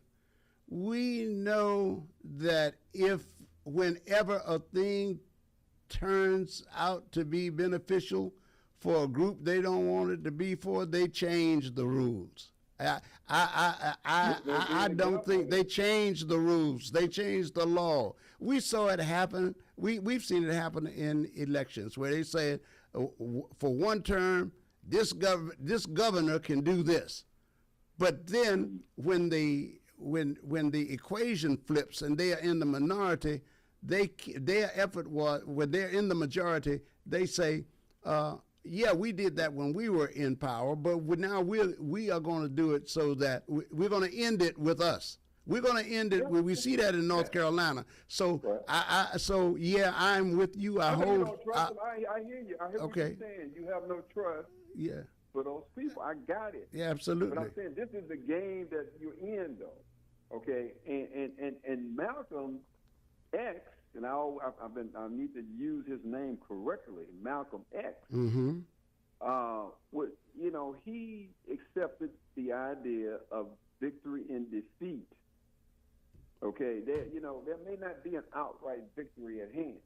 Mm-hmm. Okay, but you have to try to win inside the game that's being played, as you know. You mentioned it yesterday to me about the. I was getting ready to say to you, isn't that? Didn't we have this before? Did we have this conversation? Yeah, you use the word finesse over Yeah.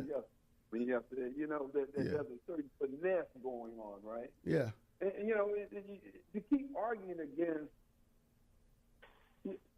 the finesse of the situation, to me, is a failed argument. But and that's why I talk about resource, time, and energy.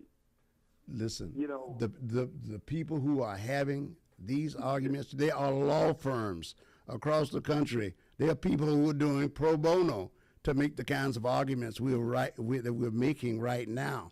This is the difference between being woke and being asleep at the wheel. So yeah. You have made up your mind. You have made up your mind. But it doesn't. That's why. That's why I think the reparations thing didn't have a good shot, because the idea of who gets paid to stay up late at night to figure this out, attorneys, right? Because they only have so much time. But since the weaponization fund was there and a big chunk of money, I can see where the attorneys could get paid. Yeah, people are not going to be. You said that, and I agree. Right. Yeah, and I agree on that. But I wanted to point out to people who do believe in reparations that this is what is being given away right now. Reparations. I thought they shut it down, though. Well, now you see, it's not shut down. It's not shut down. Not? No, because there's room to revive it. Yeah, right. There's room to revive it. Good point that, hey, one of the, I'll let you go. One of the senators said, well, what's to prevent the guy from coming back and filing another way to get the money? You know what I'm saying? I think that was an excellent point. Yeah, that's all they're doing. Yeah. Getting this guy across the finish line and then coming back later on the same, and then and what's to keep them from, after they do that, Coffee? What's to keep them from shutting it down so nobody else can do it? I mean, that's it. Where the mistake has been made. Now they're going to go back and change the language. You're right. You're absolutely right. Because you're absolutely right. They're going to go back, and if they come back, they're going to change the language, and it's going to exclude people that possibly could have made a claim. Okay, if they come back, that's exactly what they're going to do. But right now, they made a mistake initially, though. But again, I see. I don't see them. I don't see them being challenged on that as a mistake. I mean, that's a lot of money that goes out. They made a mistake because it opened the door for a lot of people to make a claim.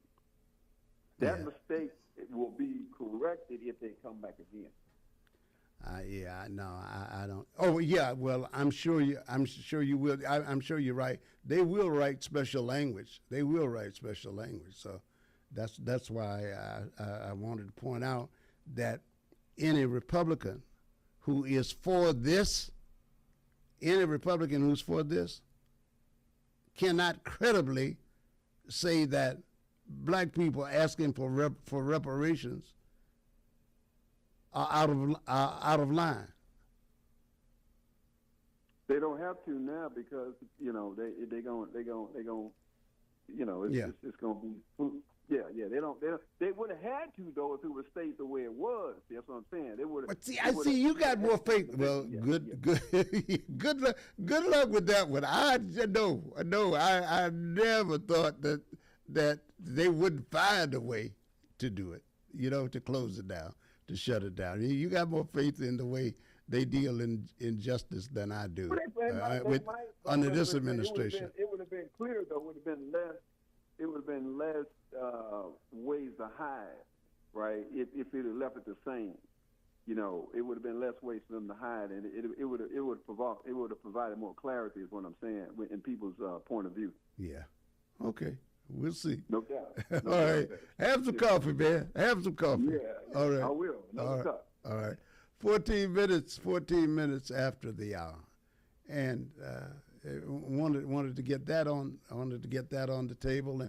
And you heard from Tallarico. So what are your thoughts on Tallarico? And you heard the segment there where we talked about getting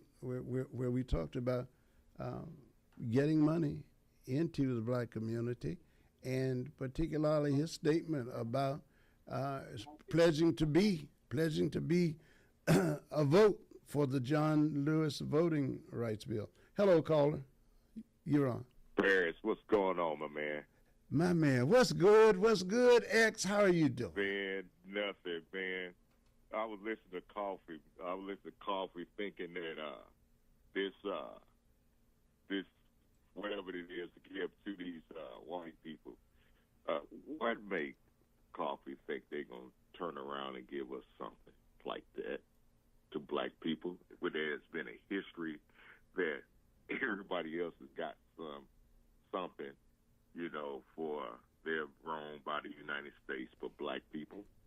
Have you seen that sign that's been going on ever since black people got here? That sign that says anybody except for black people.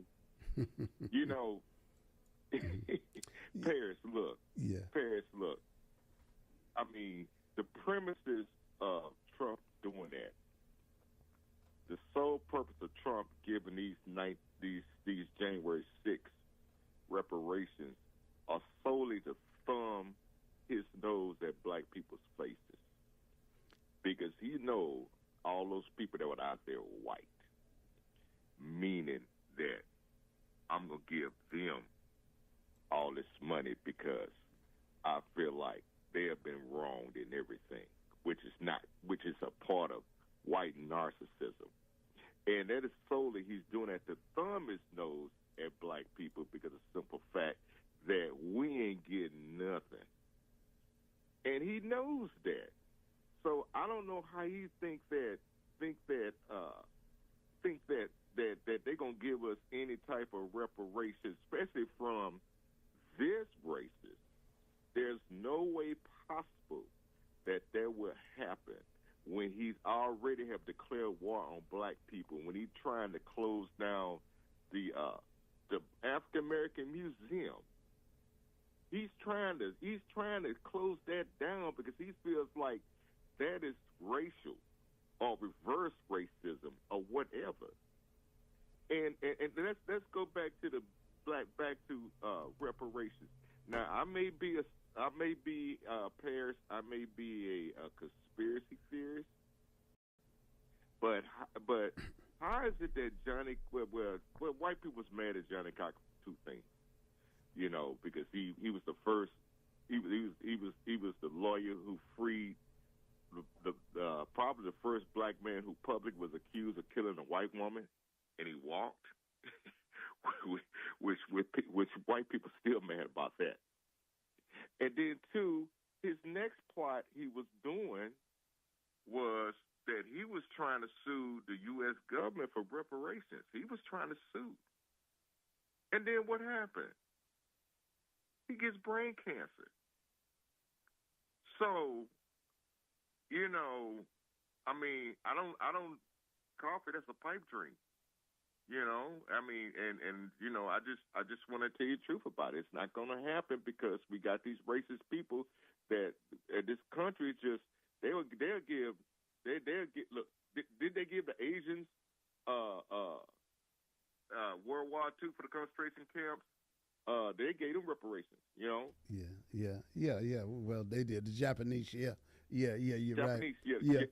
The Japanese reparations. Yeah. And here's the crazy thing about it.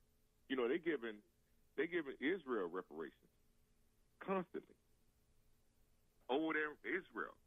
And Paris, I'm gonna tell you the crazy thing about United States, what they doing, and just how this political process of hypocrisy is going on. I don't know if you knew this, but don't you know?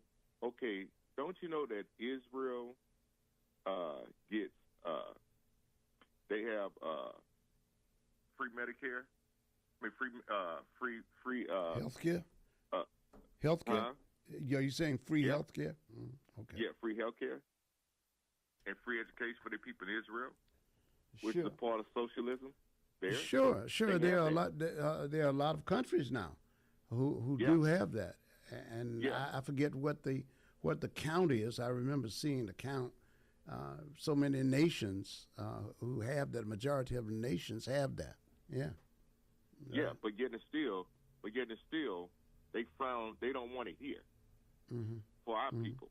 Mm-hmm. But actually the United States, with all that money they're giving them, is funding Israel so they can have that. Yeah. They can Right. have free health care and free education for their people. Yeah. Versus us.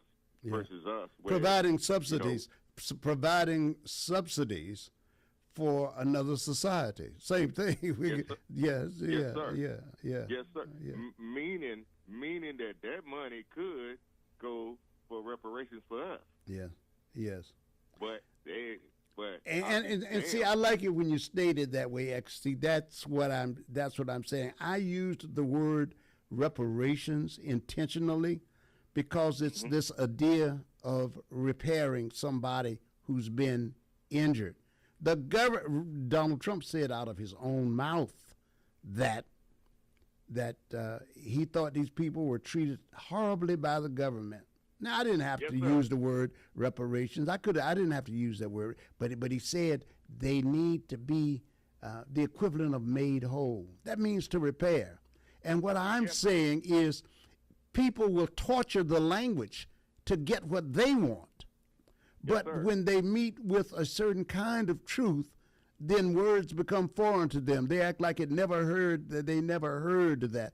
I gave thought to that before I used the word reparations, and I'm doing it intentionally because here's the disparity that came into my mind. I know you hear reparations and we associate it with the Civil War and with slavery and all of that. Yes, that's valid. That's what was talked about. But here's where we don't think about reparations.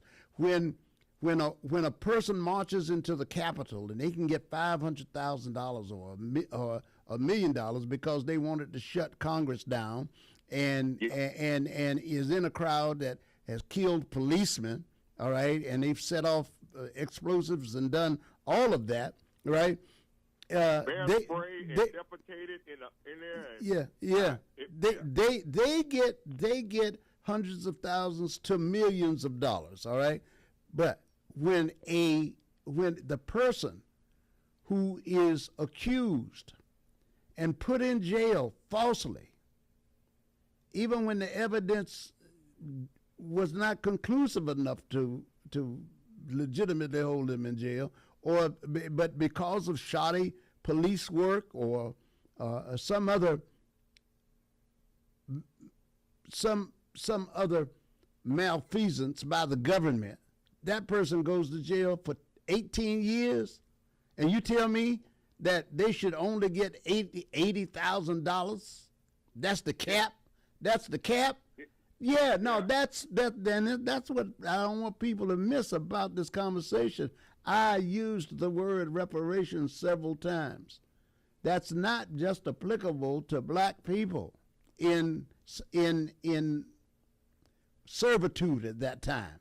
No. Yeah. It happens. People need to be made whole now, and the president has proven that. And Coffee was right about this. He was right about this. It could have opened up a door for lawsuits for others. And maybe now it will again, maybe it won't.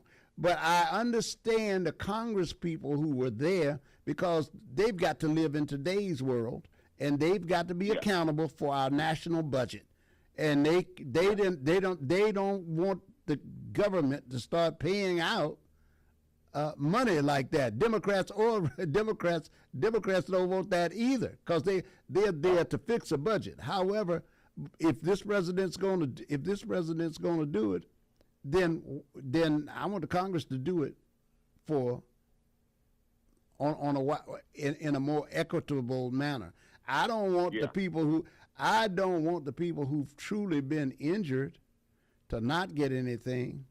But I'll tell you this, if that was an injury to them, I want more people included. Yeah, it's going to cost more. That's right. Yeah. It will cost more. Yeah. But then maybe that'll do something to help improve our justice system. Maybe people will be more thoughtful, all right, about what they're doing. Yeah. Yeah. Yeah, that's why, and that's why I constantly call in the show. Sure. And, stressed about vote for Tellerico. I mean, everybody think that, I don't know, some people think that, I'm whatever they think I am. But look, I look at the truth that what needs to be done. What needs to be done is we need to get as many Democrats in the Senate as possible. And that's to, at least clip this man's wings that's doing all destruction in the White House. And I'm just thinking about numbers. I'm thinking about numbers. Now, I base some of my things on Tellerico because he's saying all the right stuff, and he's doing all the right stuff right now. And the thing is, my more thing is the big picture. I want somebody that's on my side that's going to stop all this stuff that's going on, because black folks, all this stuff the Republicans going to do that's doing now is going to hurt us the worst. This them going to delete the Medicare that's going to happen in 2000. That's going to happen right after the midterms. That's going to go away. The depletion of the public schools, which most black people go to public schools and stuff like that, and just the raising the prices, Paris. But let's think about it, Paris. There's a big three that will put people in a hole, especially black people.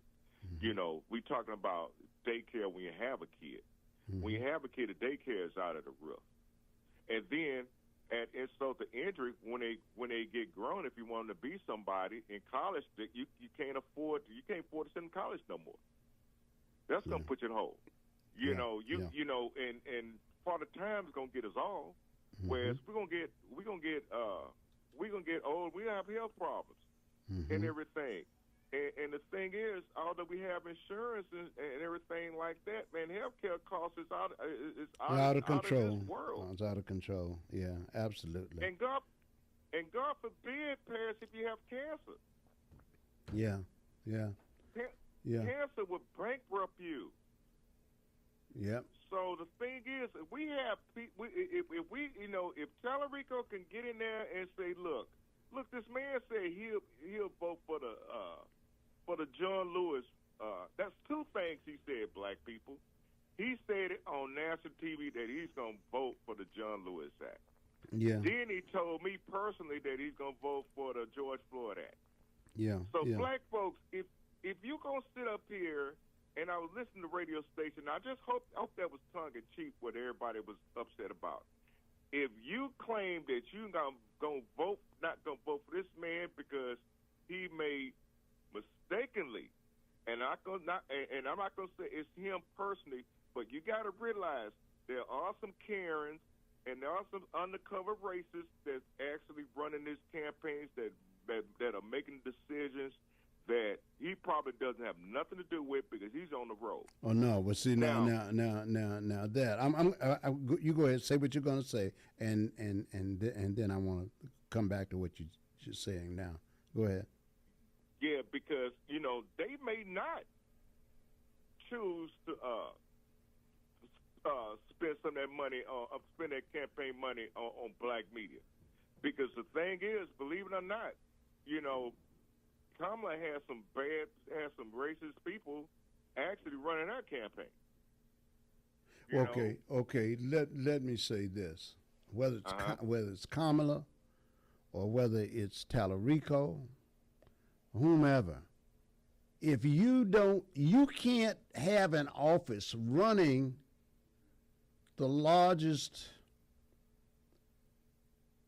country, the most powerful country, not the largest, running the Congress, as a member of the Congress of the United States, if you don't know who's on your staff, they have to be. Now, I understand people do slip through X. I do understand that. Yeah. But when it comes to your essential decisions, advertising at the campaign level is a very specific function, and it's a function that matters. And if you've got people who, and it's so specific, X, because it operates like this. You say, ooh, I want to buy so these people can hear me. And you give the person who works for you a list. Ooh, let's be sure we buy these people. Let's be sure we buy this station or this newspaper or that. You give them a list, and they are not doing that. They are undermining your campaign. And you wonder why people didn't hear from you. So any executive, you work in a supervisory executive capacity, and you know this, that you know better than your crew. If you don't get to say, oh, they didn't do that. Not when it's something important. You say you got to hold them responsible for not doing. So.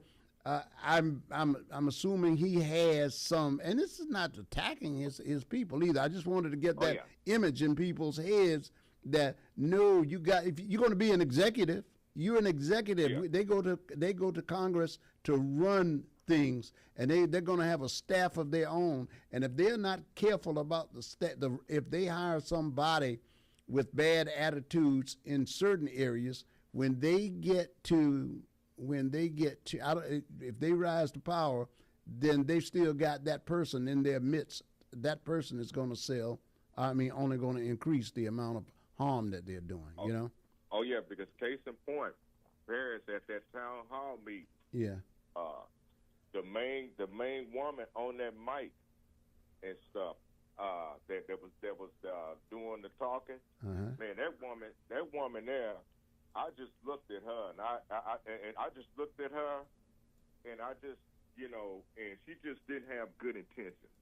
And you know what? What's that? She didn't have good intentions at all, and she really didn't like us, I'm thinking, and I'm assuming, but just her attitude just showed that.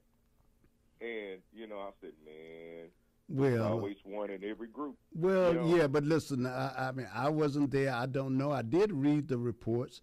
I can't make an assumption about her. She just might have been conscientious. And sometimes if you like a person, look, in our likes and dislikes, we got certain people we don't want to see. We like them, so we give them the benefit of a doubt.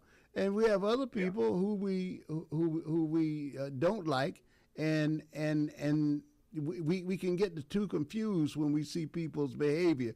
Some people are just conscientious and they're asking tough questions, right? So not every meeting is going to be the solidarity thing. Yeah.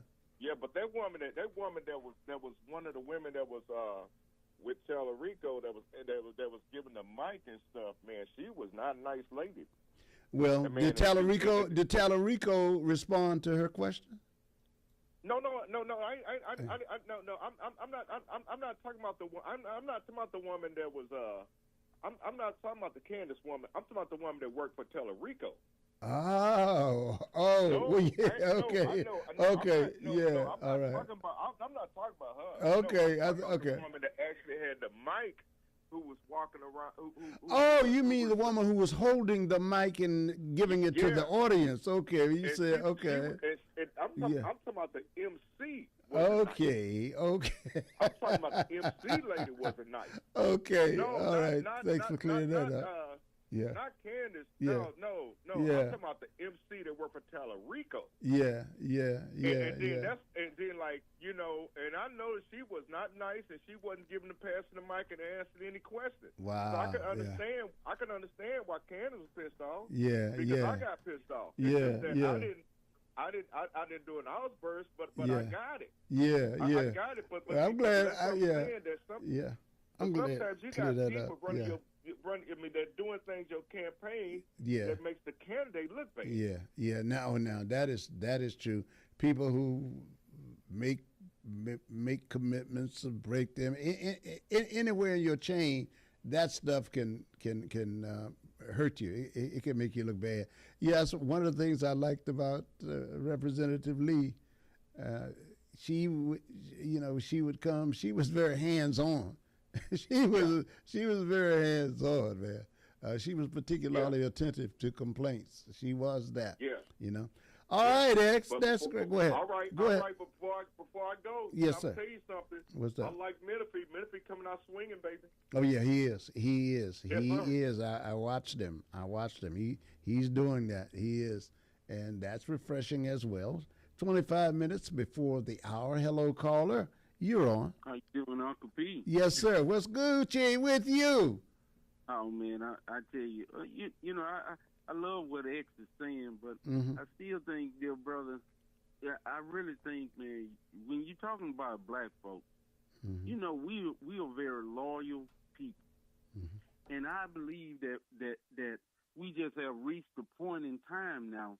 I mean, I don't doubt I just don't doubt that we're not going to vote for Tallarico, but you know, Tallarico, I'm not interested in, you know, propping up another gringo.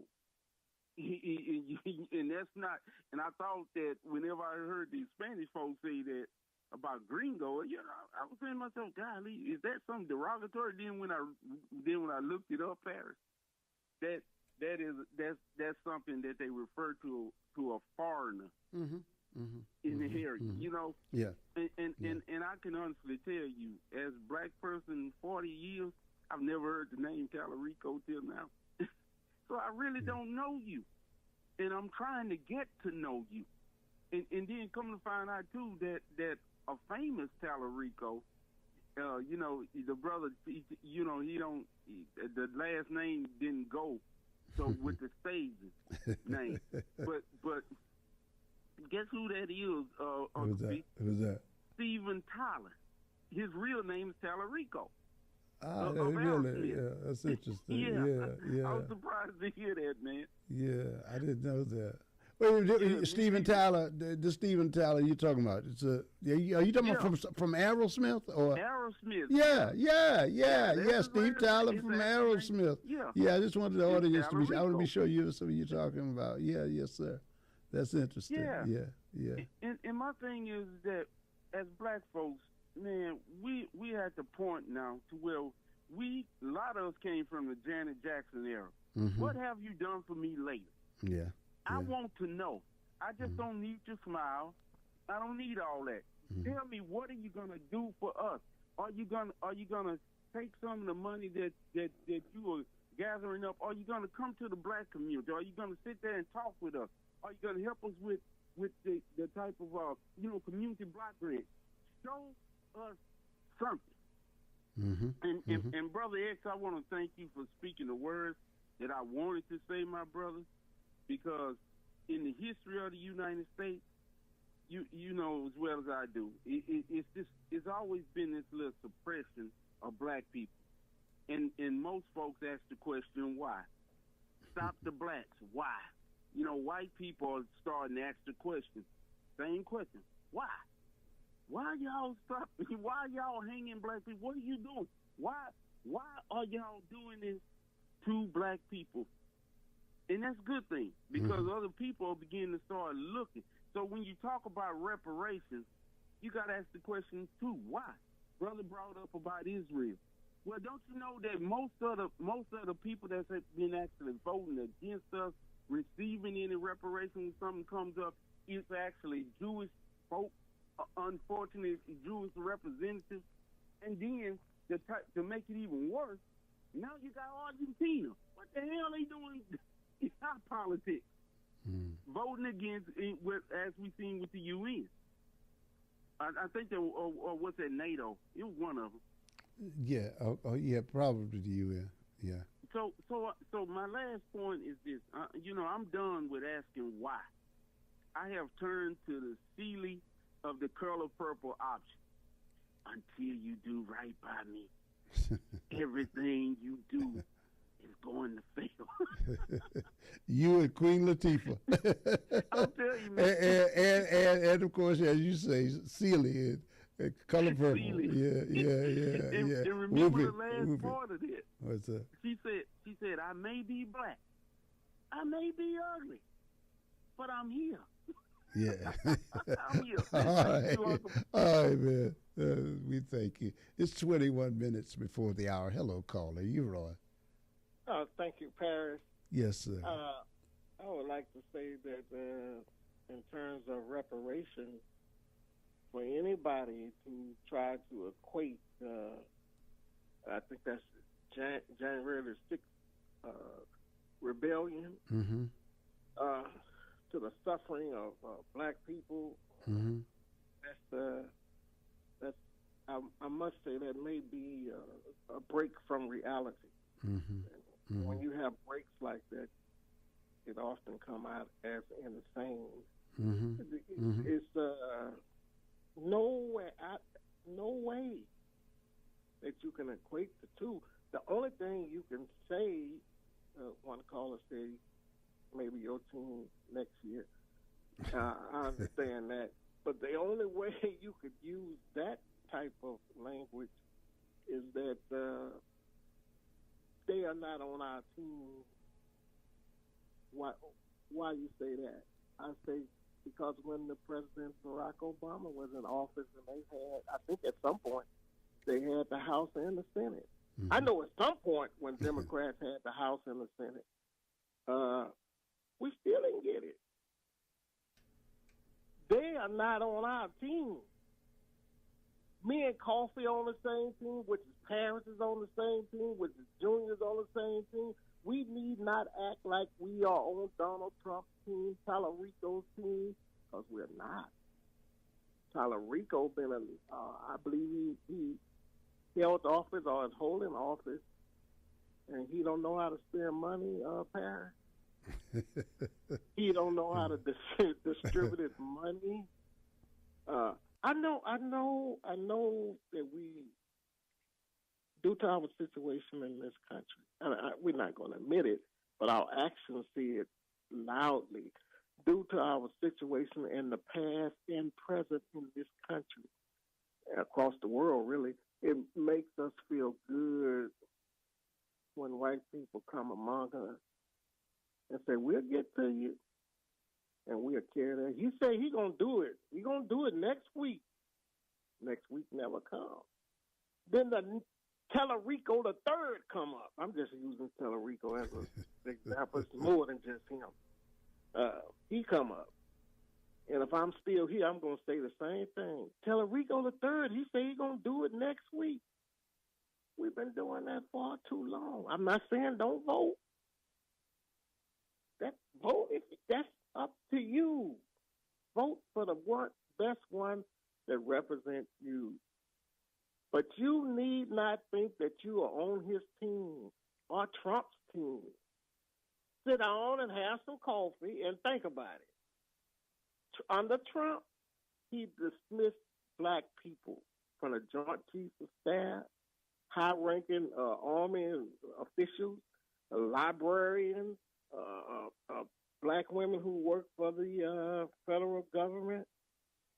And we think he's for us. We think he's going to be on our team. And maybe our team will get in next time. Schools are being closed. Federal dollars are being withdrawn from major institutions that are black. That's a mental break, parent. And it's dangerous. That is a mental separation from reality. Talarico knows that what you just pointed out. He knows what the person that's in second, he's in first command.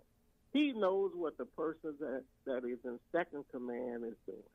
And that person sends the money to KCOA, wherever. But it don't get to KCOA. It don't get to the Houston Defender. It gets to the Chronicle. It gets to YouTube. There ain't no excuse about it. It's absolute. They're not slow. They are smart.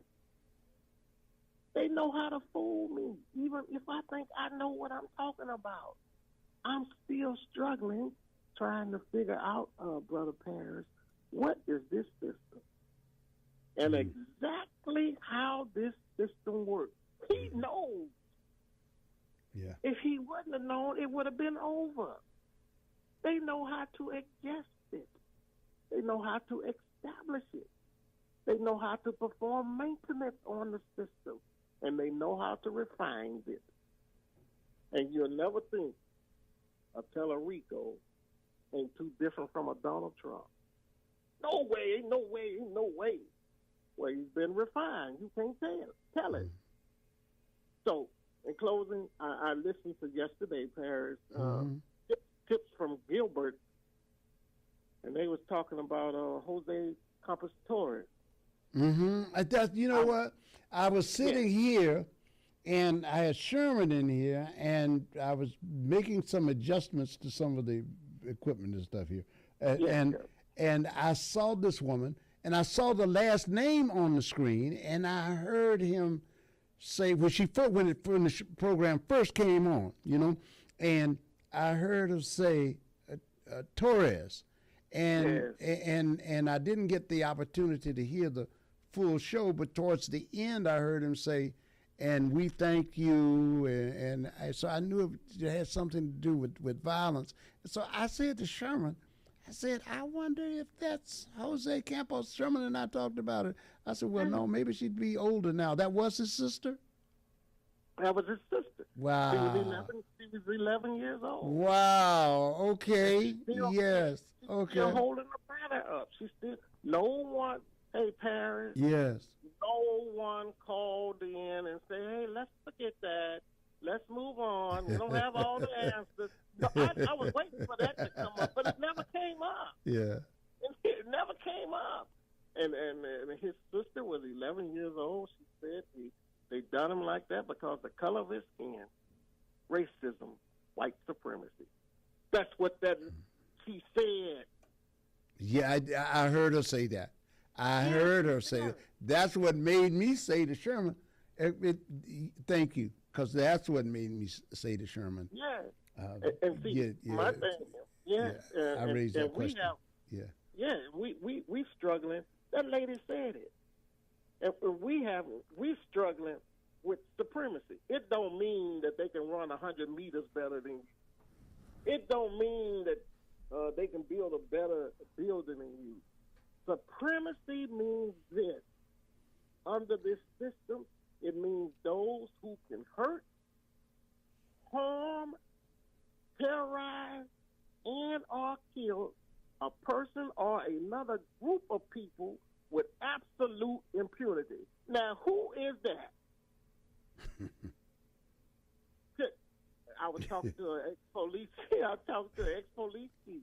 Yeah. I ain't gonna call his name, Paris. I hate when people say that. I ain't gonna call their name. That's all right. I understand. I can appreciate it. I can appreciate it. I know. Yeah, and he's a good brother too. Yes. So he told me.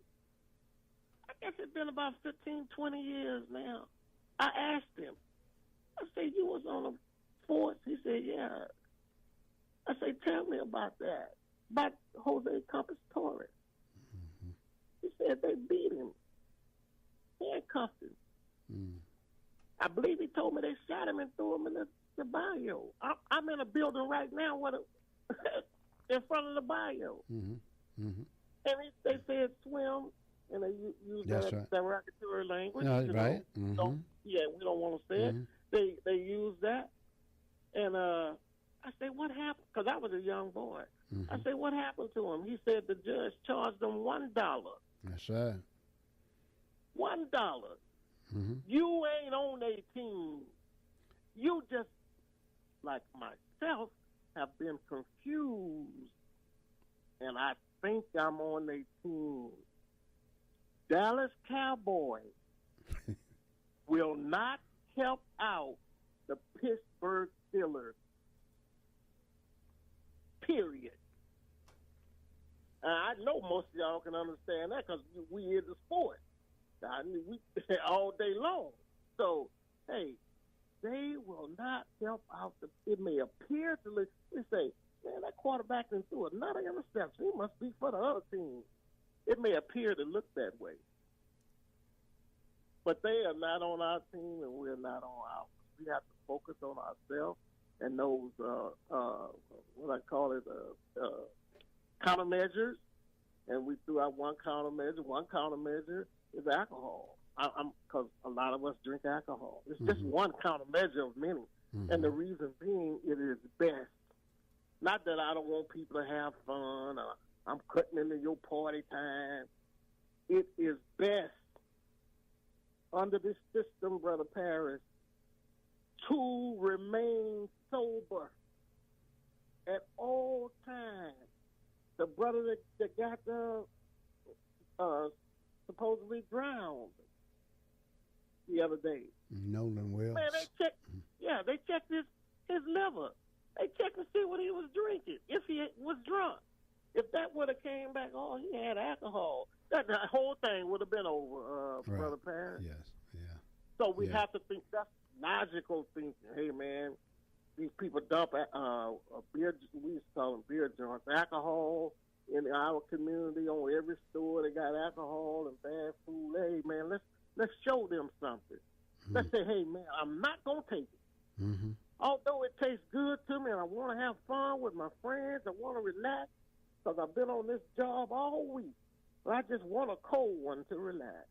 Say, nope, I'm not going to take it because I got to look out for my grandson who ain't even born yet. Thank you, Patty. Wait, just before you go, this is a good time to share this with the audience as well. Yeah. I think Richard Nixon was president when the Joe Campos Torres thing happened.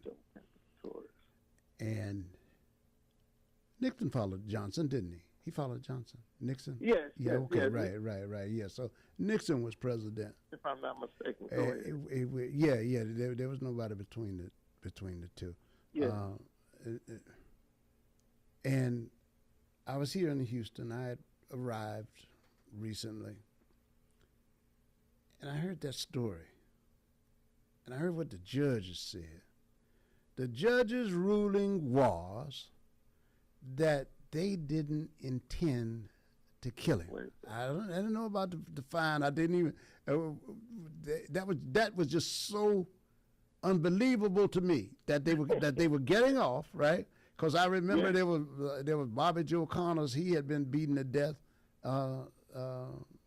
He had been beaten to death in Galena Park, I think it was, somewhere. Yeah. It was another brother, all right? So here's the deal. Fast forward to 2026.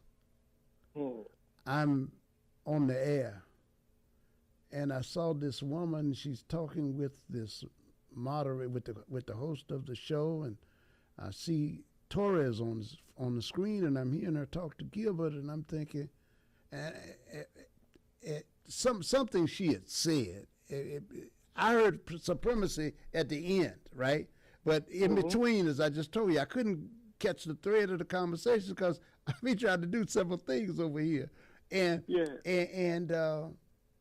when I heard supremacy, and I heard her say white supremacy, that alerted me. And I had to identify her by saying to Sherman, Sherman, wow, is that Jose Campos Torres' wife? I'm thinking, and then I said, no, she'd be considerably older by now. Yeah, and Sherman and I thought the same thing. So now you come today, and it confirms because it passed from my mind, right? And it confirms that. But I want people to hear this. She used the term white supremacy, and that let me know they were talking about law enforcement. And you know, things happen quickly in your mind. So I made an abstract connection, but I didn't hang on to it. Now, I hear those words, and I hear her. I see her name. I hear those words. I hear her talking about the danger of white supremacy, and that was all it took to tie me back to a man killed by the police department under the tutelage of during the presidency of Richard Nixon. Why is that important to me? That's important because when we say a system, we mean something that goes on, that operates. You can't make me angry about Donald Trump. I mean, you can make me. I mean, he can do things that ticks me off, that will make me ridicule him. He can do things and sometimes he does some things that accrue to my benefit. So, you know, I'm thankful of that. That doesn't win him a place in my heart, but it makes me acknowledge I ain't crazy. I got to acknowledge what's true. Somebody done something good. I ain't gonna be a damn fool, you know, and act like that didn't happen, right? And act like that didn't happen because I got to hang on to my own sanity. But it works the same way in reverse. Yes. When I hear white supremacy and I see this woman's name, she's been a victim of it. She was a little girl, you tell me. She was younger, right? And here she is today, talking about it and hanging on to that word, because that was the one word she knew could describe her.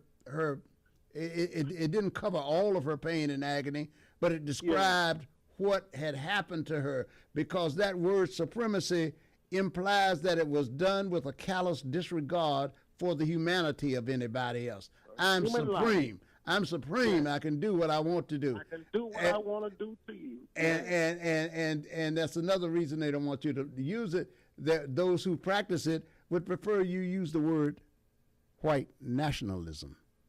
White nationalism or white privilege. Nationalism. Nationalism is supremacy. You believe you're better than other nations? Only you added something. You called it white nationalism. So So it's another. The lady, the sister, Joe Compositores, what a beautiful name. Yeah. She said her brother was beautiful. Yeah. And his mother grieved herself to death over him. He was a war. I can go right outside this building right now and look at his picture. Anybody want to see his pictures on the side of the wall? Come to 1201 Commerce. If you've never seen his picture's up there. He was a decorated hero in the Vietnam Yes, War. he was. That's why I remember. That's one of the things I remember. Yep. Yeah, they slaughtered that brother like that. Yeah. So when we got to look at ourselves. Go ahead. I'm just saying. So when I mentioned for those of us of a certain generation, to erase or to treat a word lightly is sometimes to indicate that you really don't know what it was like when people wanted to be supreme. You really don't know. When they were there, and they were already convinced they were supreme. They wanted you to believe it. So we grew up fighting against that belief. So we know that, right? So when you call here sometimes and you're talking about things that are happening right now, there are memories that nothing can erase, and we see things in that context. It's not the same as holding on to them, because I hadn't thought about Campos Torres in a while. But the episode, all you got to do is bring it up. It's like Medgar Evers, all right? Yeah. You know, like it happened yesterday. Yeah, or what's Emmett Till. Emmett Till. All right. We know we. So when you mention that, and you mention any administration, we know how fickle and how uncertain this law enforcement can be in the United States, and we know how it's never certain for black people. I mean, it's just not. It's the reality, and there's nothing wrong with us wanting to change that so that it works for so we can. I mean, you know, we're fighting for our sanity here and our safety, sanity and safety. Yeah. In closing, the brother Fidel Castillo, I think that's his name. Anyway, he was the brother. He worked in the cafeteria of the school he was working at. This happened like 2-3 years ago, and the police pulled him over. You'll remember it once you think about it. Pulled him and his wife and the baby over. Baby should be about 6 or 7. And I asked him. He told the policeman he was a concealed handgun carrier and he had his gun on him. Okay, give me your license. He went to retrieve his license out of his pocket and he killed him. So I'm saying then they took it to court. Of course, he got off. Those who can hurt, harm, terrorize, and/or kill you with absolute impunity. That's what supremacy means. So you don't have to think, I ain't going to use it no more. Yeah, use it again, because now you know what it means. At first you didn't know what it meant. But that's what it meant. It was on videotape, Paris. Fidel Castillo. African American. He shot him. He shot him in the arm and let him bleed to death right there on the film. On the video. We don't use film anymore. On the video. So that's what that means. We say it just like happened to Medgar Evers happened yesterday. That's because it did happen yesterday. And it's going to happen tomorrow if we don't seek to stop it. Learn what it is. I'm not telling people to go get a gun or nothing like that. No, that's a waste of time. Learn what it is. And exactly how it works. Then we can apply countermeasures like staying away from certain things.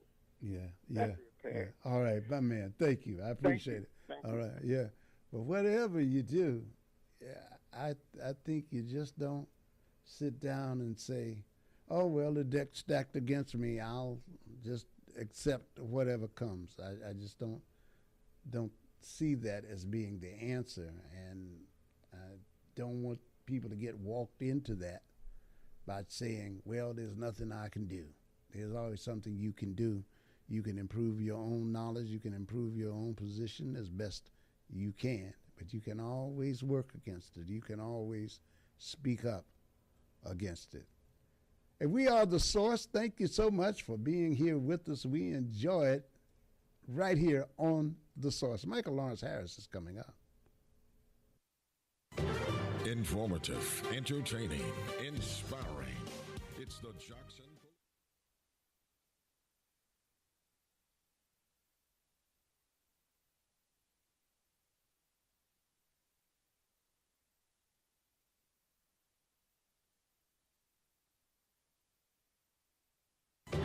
Informative, entertaining, inspiring. It's the Jackson Political Report, hosted by veteran political strategist Ron Jackson. Ron will discuss local, state, national, and international politics. The show features commentary, guest interviews, and audience dialogue. The Jackson Political Report, this Saturday morning, 10 to 11 on 1230 KCOH, The Source. Everybody's talking about the high price of eggs. I don't know much about eggs, but I tell you this. If you want great chicken at a great price, how about Chicken Plus, 6210 North Wayside? Let's hear what his customers are saying. Michelle writes, Chicken Plus has some of the best fried chicken and best fried okra in the city. We stay about 45 minutes away, but the drive is definitely worth it. E. Max says, the chicken is seasoned so well and every bite has a special crunch. It's my go-to chicken spot when I want homemade fried chicken that's always good. Now that's what I'm talking about right there. Great fried chicken, okra, rice and gravy, desserts. You're going to find it all at Chicken Plus, 6210 North Wayside. You don't have time to make the drive? Hey, no problem, no problem. You can order Chicken Plus on DoorDash and Uber Eats. You better do what you got to do to get your hands on some of that great fried chicken, the best fried chicken in the city. Great chicken at great prices. That's Chicken Plus. See you there. The Hezekiah Walker countdown. You know we got that brand new sound. Hey family, it's your boy Hezekiah Walker, and I want you to join me this weekend as I count down 20 of the most popular songs in gospel. I'll also be giving you some power music with my power picks of the week and put the spotlight on one of your favorites. So don't miss it, the Hezekiah Walker Countdown. Don't miss the Hezekiah Walker Countdown, Sundays, 12 noon on The Source. And now, a message from the Future Frequency. Young voters, Gen Z and millennials, our world is moving fast, and the issues hitting your pockets and your peace, they're all on the ballot. Rent, safety, jobs, student debt, and yes, home ownership. Whether you're aiming for your first keys or keeping your roof steady, voting is where those issues get decided. So click off the mute button and let your voice be heard. Tap in, lock in, and make a plan to vote. The future is live right now, and you're the frequency. This message is powered by Diversity of Thought and proudly sponsored by 1230 KCOH The Source. 5, 10, 15, 20, 25, 30. Hi, I'm JJ Walls with Sunnyside Dental, and yes, it's now been over 30 years that we've been providing quality dental care for our patients in the Houston area. It's now come to my attention that many of you that want to come to Sunnyside Dental have Medicare plans that we don't accept. Hold up. That has got to change. Sunnyside Dental is now accepting most Medicare dental plans. WellCare, Liberty, United Healthcare, Cigna, Kelsey Care Advantage, Amerigroup, Aetna, and many more. We're getting on board. Call Sunnyside Dental at 713-738-1999. If you have Medicare and would like to receive the personal touch provided by Sunnyside Dental, call us at 713-738-1999.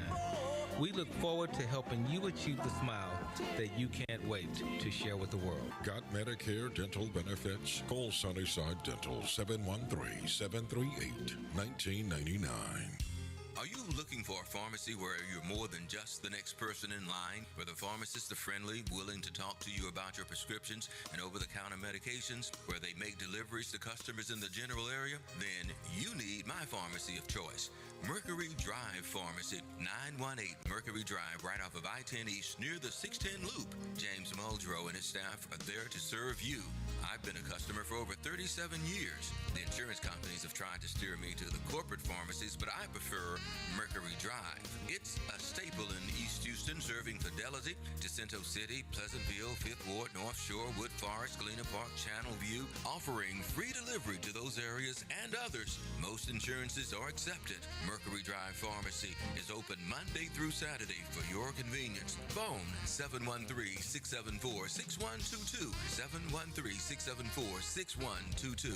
Mr. Muldrow and his staff are happy to serve you. Mercury Drive Pharmacy, 918 Mercury Drive, south of I-10 East. For all of your air conditioning and heating needs, call the company Houston and surrounding areas have been trusting for nearly 15 years. Terrell AC and Heating, 832-889-5765. Residential and commercial cooling and heating repairs, maintenance, and installations. Terrell AC and Heating.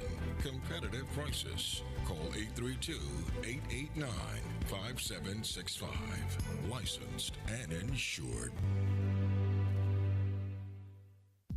Saturdays, we're taking you back with Kerry Lewis on Inside Tracks. Soulful, funky, rhythm and blues, disco, doo-wop, rock and roll, new jack swing, and everything in between. Inside Tracks has all the classics for you and even those forgotten gems too. So join Kerry Lewis on Inside Tracks every Saturday afternoon beginning at 2 p.m. only on KCOH 1230 The Source. And we're here with you. Good morning. Good afternoon. Good afternoon. It's on the right-hand side of the clock now. Yeah, the big hand. The big hand is to the right of the 12. That must mean it's PM. Yeah, yes, indeed. I got Michael Lawrence Harris. I got Top Jock. I got the Hall of Famer. I got one of the nicest guys in the world. Got him on the phone, and one of the most talented. Hey, my brother. Yeah, well, you're surrounded by Hall of Famers, Paris, and I'm sure you're in the same Hall of Fame yourself. Because, Mama, here comes that man. Yeah, it's good. It's been good. It's good. Yeah, what's going on, man? And ain't nothing, just another day older and deeper in debt. Remember that song, Same Peter, Don't You Call Me? Because I can't go, oh, my soul, to the company store. Company store. Yes, indeed. Yeah. Tennessee Ernie Ford. Was he the one? Or was it Ernie Kovac? 16 times. 16 times. Tennessee Ernie. Yeah, 16 times. I did 16 times, and what do you get? Another day older and deep in debt. Yeah. Thanks to Donald Trump, the debt ain't nearly through yet. He's trying to run it up on all of us. If he ain't killing us, he's imprisoning us in debt. Oh, man. He's going to get you one way or the other. Yeah, if the right one don't get you, then the left one will. Yeah. Yep. And he ain't Donald Duck. He's Donald with a different letter to begin that duck with. My man. Yeah, he's a real duck up. Oh, boy. Well, I think I can get away with that one, Paris. Yes, I didn't say a bad word. No, you did not. You did not. Yeah, old Donald Duck. You just hear you saying the duck moves here, the duck moves there. You just saying the duck is active. The duck is just ducking around. I get it. He's ducking up. Yes, indeed. And I am, I'm here. What's happening in the world today, as a caregiver and a dad and a dog dad, many times I find myself overwhelmed. Yeah, I hear that for everybody I've spoken with, and we know some of the same people. I hear that's just such an incredibly consuming thing. It can be taken care of, particularly when you're taking care of a loved one. Yeah. So. And remember Parliament Funkadelic? I want to get funked up. Yeah. Well, sometimes I don't know if I would mind getting my head bad sometimes. Nah. At this age, that's a nightmare. Speaking of nightmares, here's something I'd like to share with you, and then I'm all ears. The American Dream. I want you to know what you talk about this person's opinion. Yes, sir. Look, first of all, ladies and gentlemen, I want to present this for you. Michael's here, and he's going to opine on some of the things that he's got on his mind this afternoon. And I'm going to share this with Michael and you right now, just so you'll be aware. Since we're talking about caretaking and those things that many of us in the baby boomer generation do know, let me give you this information. The American Dream once came with an actual finish line. For much of the 1950s and 60s, the script was simple enough for a child to understand. You worked hard, stayed loyal to your employer, and bought a modest home. Then, somewhere around 65, you retired with enough dignity to enjoy your remaining years. Retirement was the final reward for showing up day after day, year after year. That promise has been dismantled piece by piece, transforming the American dream into a cruel form of comedy where the joke is always on the worker. Today, retirement is less of a life stage and more of a fairy tale parents tell their kids to help them sleep at night. According to recent data, 42% of Americans over 60 believe they will literally work until they die, and far from being pessimistic, they are in many ways responding to the reality. So, Michael? Yes, sir. Yeah, how are you finding retirement? I won't ask, it's like, any thoughts on our generation? I'll go back to Tennessee Ernie Ford. Remember Tennessee Ernie? Yes, sir. What did he say? You did 16 tons, and what do you get? Yeah, another day older and deeper in debt.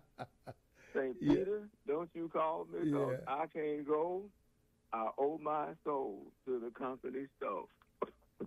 I know he said store, but I said store. So me too. That's what I was going to say when I was repeating it, when we were repeating it the first time, because I didn't know. I had no idea what a company store was. I had no idea what a company store was. So I couldn't. I thought he was saying, it's like I said, he must be saying company store. What is he saying? I had never heard of a company store. And then later I found out that's the way you ate. That's the way you worked. You worked for me. So as I got older, it was like sharecropping, but for coal miners, right? I mean, right. Except you didn't stay in their house. Yeah. It wasn't just coal miners. The entrepreneurs, the people with money, would have stores in order to. They pay you, then they get your money back. Yeah, man. Yeah, because you could always get a little credit from them because they were going to take you out. They were going to take it out in work and money. So they had ways, man. Well, the Trumps have found ways too, it seems, because he is getting richer, and his friends are getting richer, and we're all getting poor. We owe our souls to the company store. What about the people who are around you? What about the people who are around our relatives? I got kin people who have hit retirement age, and some of them have retired and set it out. Of course, this has been decades ago now. But the other people remaining active. It's been reframed, man. We got to keep something coming in. And the Republican leadership has let it be known that they are much more concerned about becoming super rich than they are about the citizens surviving. Yeah. They want it all. What did they used to say? The joke when you ended up being divorced, like I have. I want it all, Eddie. I want it all. I want the house. I want the kids. I want your retirement. Heck, I want your life. Everything. I want everything. I want it all, Eddie. And unfortunately, we are in a society now where it seems like some people want it all. Mm-hmm. As corrupt as things are in the good old U.S. of A., we have a corrupt president and we have a somewhat corrupt government, it seems. They are taking away the values that we have been taught about for, all of our lives, supposedly, about America, one nation, under God, indivisible, with liberty and justice for all. But we find out they just should add all the rich and influential. Yeah. They're the ones who get the liberty, and they get, or we get the just us. Well, listen, and younger Americans are having problems too. College. Old Americans. Yeah. I said Yeah, I know. I know. I just wanted to add that to the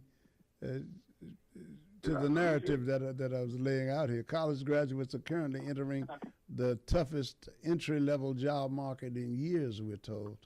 I'm looking at this article now with underemployment climbing past 42%. Now that's a word we didn't hear that a lot when we were coming up. We began to hear it later, didn't we, Michael? Underemployment. You know, it had always been a reality, but I only began to hear that word going into the 80s, I guess. Underemployment. Underemployment. Well, and the theory that is of course that it costs so much more to live than the minimum wage. Yeah. And when the minimum wage is low, and you're making a little bit more than the minimum wage, it doesn't give you very much, what do you call it, leverage in terms of getting additional compensation. Yeah. Because there are people who don't have jobs, so they don't have slaves anymore, but they have, something that is comparable to it. If you don't want to work for what I'm willing to pay, there is somebody else out there who doesn't have a job at all who will be more than willing to take your job. So you go sit down. And the next thing you know, you're in the unemployment line. And I don't even know, do they still have unemployment compensation? Maybe I need to file for that. No, I think they still have it. I think they have it. But Michael, there's in addition to what you're saying now, there's another thing to be concerned about for these younger people now, man. And I think this is so unfortunate. They are devaluing career certifications, man. They are. I don't get it. They open up on one end, in one decade, they open up these trade schools, skill schools, barber, and then at the next level, you would find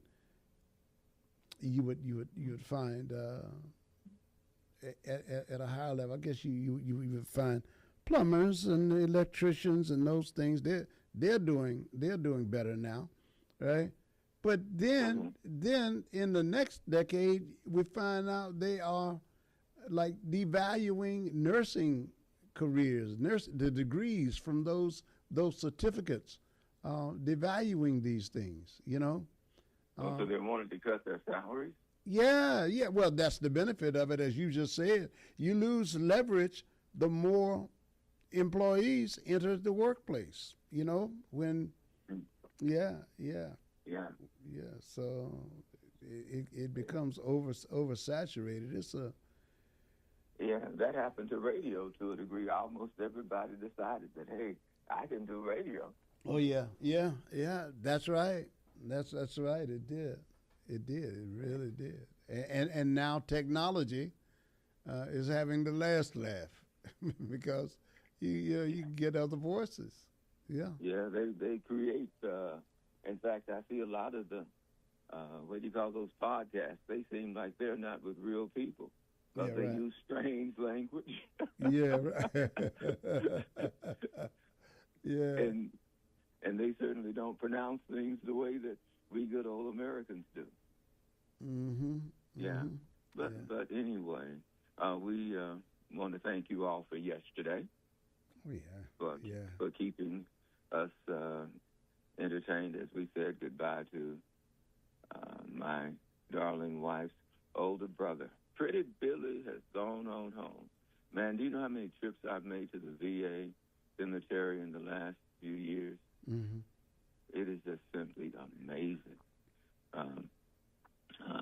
When I was living up in the country, I guess because it was a small town, we didn't have enough people for people to be dying a whole lot. You can't die now. You were outstanding. We won't have enough. Yeah. Right, but now it just seems like who said death is right around the corner? they're still investigating the situation with the Hispanic gentleman who was shot by the ICE folk. And it just, man, are we headed toward Nazi Germany? There's just a weird vibe that's going on in this nation right now. I saw Kirby John Caldwell, Pastor Caldwell, on television. I think it was this morning. And he was being interviewed about his life after prison. And I tell you, it is easy to get food. You know that program that he was involved in? Yeah. I didn't ever try to sell any of that, but I had been approached about it. And honestly, I believed it too. You know, they were talking about the gold, what do you call them, silver certificates, whatever those things were. And they were supposed to still be, you know, good. And you could turn them in. And heck, I thought I was going to be rich. And I'm just so glad I didn't get too deep in it, because I'd probably still be down there in Bold Mountain where the prison is. Yeah. And when you live in a society that has so much stuff, everybody kind of feels like they should be, you know, entitled to it, because we work and we want our part of the American dream. And then people come to you with sometimes, you know, like Kirby John and like I was, you think something's legitimate, and it turns out to be a bit of a scam. Remember what happened at the radio station? We thought things were right. Yeah. You can't get caught up. Yeah. Just to be clear for the listeners, Michael and I are talking about years ago, ladies and gentlemen, not under current management. Let me make that clear. Let me make that clear. Yeah. You know, I ended up in bankruptcy over that. You sure did. Yeah, because I wanted to believe, and it was a pretty good thing. Well, it seemed to be a pretty good thing for a while until I guess the people got real comfortable and decided, and they had to go and spend a little time, you know, under incarceration as well. I'm just glad that I didn't get too deep, but it did cost me a bankruptcy. Yeah, and in broad terms, that's got to be rough, particularly when you've had plans for your money and your retirement. You know. Yeah. Yeah, it is a strange time in which we live, where the president can make billions of dollars and let everybody know he's making the money. Yes. When they're not supposed to be able to use that job to enrich themselves. Yeah, and the children are making money. I mean, you know, Hunter Biden, Eric Jr., Don Jr., and Eric, and then Ivanka, and the in-laws making money. You know, it's just crazy, man. A family scam. You know, when you have your hand-picked Supreme Court, that you know has the majority, and they're always going to go with you because they're making money too. You know, it seems that it's from corruption to the toenails on your feet to the hairs on the top of your head. Yeah. If you have hair, then if it's not, then it's the skin on the top of your head. Yeah. Now you're more accurate. Now you're into my territory. The skin. Well, that wasn't about you, P. You know, you're a good brother. Oh, that's quite all right. That's the thing about baldness. In regards to verifying the location. That's the thing about baldness. It's equal opportunity. It doesn't care nice guy or not. The follicles are just not coming back. All right. Well, I think somebody's trying to reach you. Let's see. See, we got a Pretty Paris. It might be Pretty a robot. Paris. Well, I heard you. Hello, call. No. That's the phone. That's the phone having a flaw here. I guess he said, huh? Yeah. That's exactly what it is. And you drop it and it goes back to the original line. So we're good with that. We're just ignoring it. Yeah. Now it's on. Well, eyes here. Sure. So anyway, we were talking about we were also talking about being out in the marketplace looking for work now, and people trying to get these jobs, and younger people are really responding to this in some old-fashioned ways. And you know what one of those old-fashioned ways is, Michael? Please tell me. Shoplifting. Shoplifting. Yep. Shoplifting amongst I got to be sure I got that because I read the story the other day. Jen, I think it was, before I say, let me check. Let me check, Michael. Okay. Yeah. 30% of Americans admit to shoplifting. According to the survey, 39% of Gen Z adults, Michael, and 38% of millennials said they have shoplifted at least once, compared with 24% of generation. Let me see, who would this be? Hold on a minute, Michael. I gotta get this. Okay. 30% of Americans say they have shoplifted. That's up from 23% in 2024, with younger generations reporting the highest rates. Food, clothing, and personal hygiene products were the most commonly stolen items, with grocery stores being the top location for reported shoplifting. Most recent shoplifters, 90%, said inflation and economic pressures, and that's where we were headed in this conversation. This just reflects what we're talking about. A growing number of Americans say they've shoplifted, with many pointing to inflation and ongoing financial pressures. That's where we are, ladies and gentlemen. When you hear these cheery numbers. Go ahead, Michael. Well, it must be white people, because if it were black people confessing, they'd be in jail. Well, it simply says 2,000 U.S. adults. 2,000 U.S. adults ages 18 to 80. Yeah, older people. That makes sense. Now, you colored folk, remember, there are tiers. You know, the T-I-E-R-S or the T-E-I-R-S, wherever it's tiers. And your behind is at the bottom. Yeah. And you will end up in tears and in chains and in jail. Wow. And in your own personal hell. Don't y'all go out there telling people you you have admitted to shoplifting. Please, don't do that. On the survey, on the survey, and if you don't, and I got to tell you, if you're listening to us and you don't have your papers, please don't go do a survey telling them you stole something. Okay, just know that. Then you see ICE at your house, right? You don't want that to happen. All right. These findings are concerning because they suggest many people aren't shoplifting for thrills or resale, but because they feel squeezed by basic affordability challenges.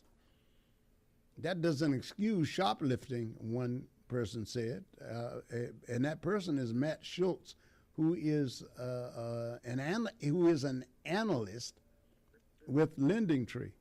Yeah, how about that? He says it doesn't excuse it, but it does highlight how financially vulnerable many consumers are when people are risking arrest or fines to obtain food, hygiene products, or other essentials. It suggests inflation and stagnant cash flow may push some households toward desperate choices. And food tops the list of stolen items. Yeah, well, after my brother-in-law's funeral yesterday, we went Where do you remember where we went? Somebody's kitchen or something. Over, well, we left, the VA cemetery and came all the way across town somewhere off of Kirby, like Angie's Kitchen or something like that. Oh, wait a minute. Off Kirby, like a little over there next to an apartment, next to an office complex. Was it Maya's table? Yeah, somebody's table. Yeah, somebody's table. Yeah, somebody's table. Yeah. Yvonne decided she wanted a steak. Yeah. I had a hamburger. Yeah. $50 for one steak and one hamburger. Over $50. Yeah. How in the hell are we supposed to buy? I know, Michael. Yeah. With a hamburger and a steak cost you $50, and it was just a little ribeye. Yeah. Was it good? I still have half of my hamburger downstairs after paying $50 for it. Not only should you have it, still have it in the house, you need to have the cleaner woman come over and dust it and everything else. You take good care of that hamburger. Don't drop that on the floor. Right. Yeah. Now, Yvonne said the ribeye was good. It was so good she didn't even let me taste any of it. Well, good for you, Yvonne. Good for you, darling. Yeah. Yvonne said, don't be putting my business in the street like that. Oh, man. And grocery stores remained the most commonly reported shoplifting location, cited by 39% who say they shoplifted. Maybe people are participating in this survey because they just want America to hear the truth about what's going on. Yeah, it is. It's rough out there. Gasoline, $4 a gallon. Yeah. Good Lord, man. And then here we are, as what did Don King used to say? Only in America. Yeah. You know what? And I don't know that this kind of story is going to help the stores out very much. All it's doing is pointing out targets. I don't mean targets to the store. I mean, it's listing the grocery stores remain the most commonly reported shoplifting location, as cited by 39 of respondents who say they've shoplifted. And then it says this was followed by, and it gives a list of the percentage and the people, it's like department stores, 25%, another and so on. And I'm not going to call some of these name stores that they got out there. That just points people to it. Okay. Yeah. You want to say that they're easy targets. Yeah. Because you might get somebody caught. Yeah, I'll just do that. That'll be my act of kindness. That'll be my mitzvah. I'll just do something kind for somebody, and not tempt you. I can tell you weren't born and raised in Texas because we black people don't know nothing about no mitzvahs.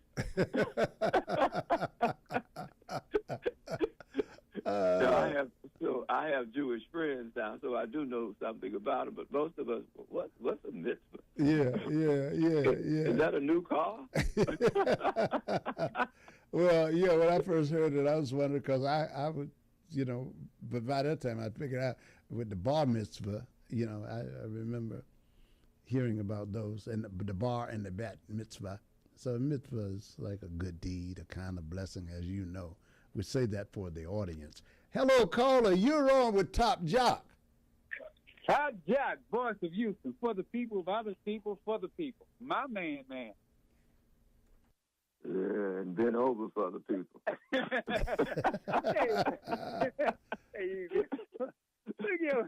Hey, Top Jock, count your blessings. Yo. Count your many, many blessings and name them one by one. Well, right now I've been blessed with swollen feet. People can't get over this. Can you help me get this fluid off my feet? You have to do it. I wish I could, Top Jock, but check this one out on today. I count my learning, count my blessing every day. Cause guess what? I got the original Top Jock on the radio. My man. Yeah, the first, the last.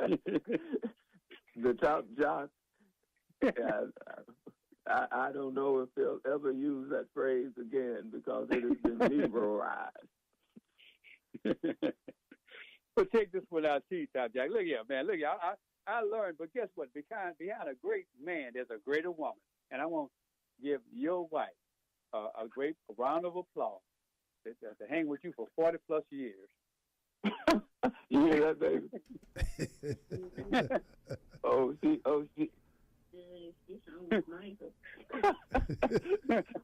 Well, you happen to be that person, baby.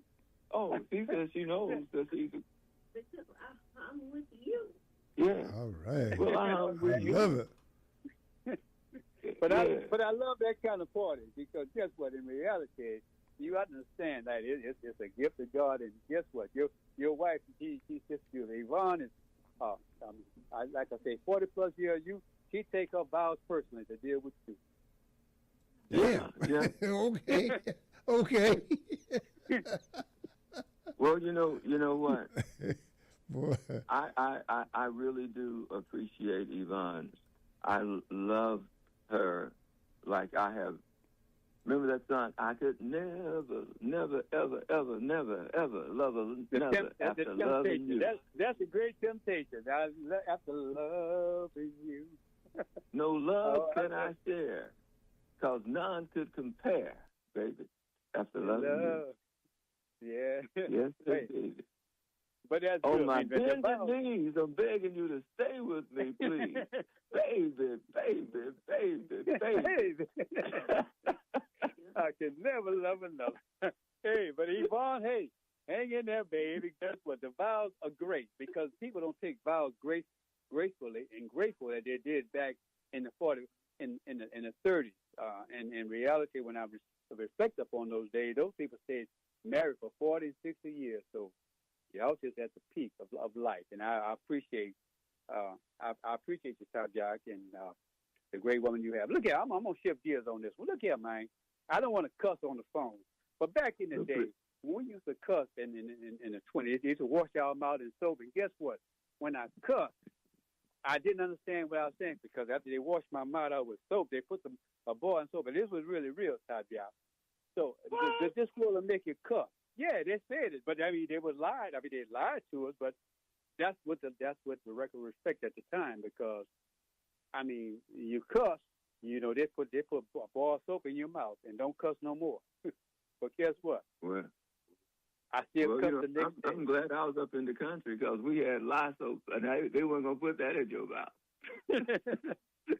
But I mean, it was lies, but they taught you, but put something on your mind, don't cuss anymore, okay? So, but it still didn't help, regardless. It's just like Paris, he used something back in the day that this white woman, and she told me, I like the dogs and everything, and she used to sell dogs back in the day. She said, "Give me that bitch right there." I said, "What?" That's a female dog, you know. Yeah, it's a female dog. Yeah. I said, "What?" But I didn't understand it. But I had to respect. I said, "Okay, give me that bitch right there."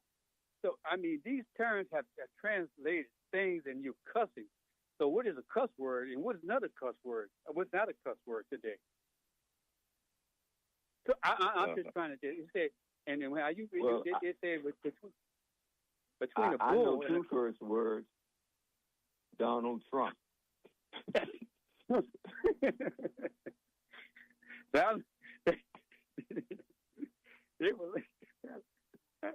It's funny you can say that because they said back in the church, they said, we're going to have to lay hand on this demon and get this demon out of this man. Boy. Yeah, this man got too many demons in him. He's controlling the country. But guess what, Top Jack? This man, they said, I don't know what's running this country. It's a demon of what is in life. So I don't understand it either. Well, Mr. Trump is a very special man. And people don't believe it, but, we went to Atlantic City. George fought up there several times. And every time I saw him, I'd turn and go the other way. There's just something about the man that was despicable to me. And it's still, and it's worse now that he is president of these United States. But as, what's his name, as Don King used to say, only in America. Only in America, yeah. But only in America. Yeah. But hey, only in America, guess what? I mean, and Jerry Butler, the only the strong survive. So I like that one. So that's what we have to survive in America because the world has shifted and my man, he tells a paralegal. Well, it just shifted. So guess what? I mean, at my age, I can't shift with it no more. So I don't know where I'm standing. Well, Jerry said, boy. I see you out there all alone, crying your eyes out because the woman that you love is gone. It's gone. You're going to see a whole bunch of trouble in your life. Because only the song survives. So that's the era I am in today, Top Jack. But guess what, man? Look here, I ain't going to hold you no more because you're a special man. And Yvonne is a very special lady. And Paris is a very special man. And Mrs. Eva is a very special woman. George, where's the gumbo? Etouffee, where's the gumbo? Etouffee. Where's the gumbo? You only bring gumbo to Don Sam. That's all right. I got you. No, that's all right. You bring the gumbo to Don. Okay, George. This is Maryland and Don Sam.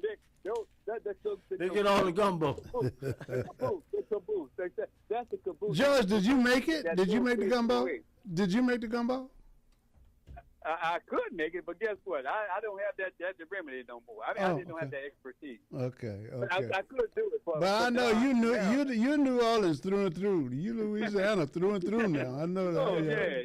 You still putting the turtle, so the people know what they're getting. You still putting turtle in your gumbo? Say what?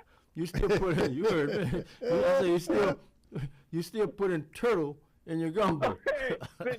Now you're wrong for that one, okay? Now you throwing a shot, man, right on that one. I don't know about that one. Well, I know you put alligator and turtle. you gotta be a special kind of Cajun to do that kind of. You are. Oh, you want to talk to something? Look, I called to talk to Michael Harris. Well, I'm going. Okay, man. You don't have to trump me like that. But I go. I got you. Now, Mr. Cooper, I have to ask you a question. Now, you are aware that people do eat turtle soup, and they do eat alligator. Yes, I know, but I'm not like George makes it. Oh. Does he have an unusual recipe? Yes, he does. I got the rest. I have the recipe, but in really? the life. You got the recipe? Oh, that explains all the people who say when they come to visit you, they see a lot of three-legged shells running around. Maybe five. Just trying to drag themselves around. A lot of turtles trying to drag themselves around New Orleans these days.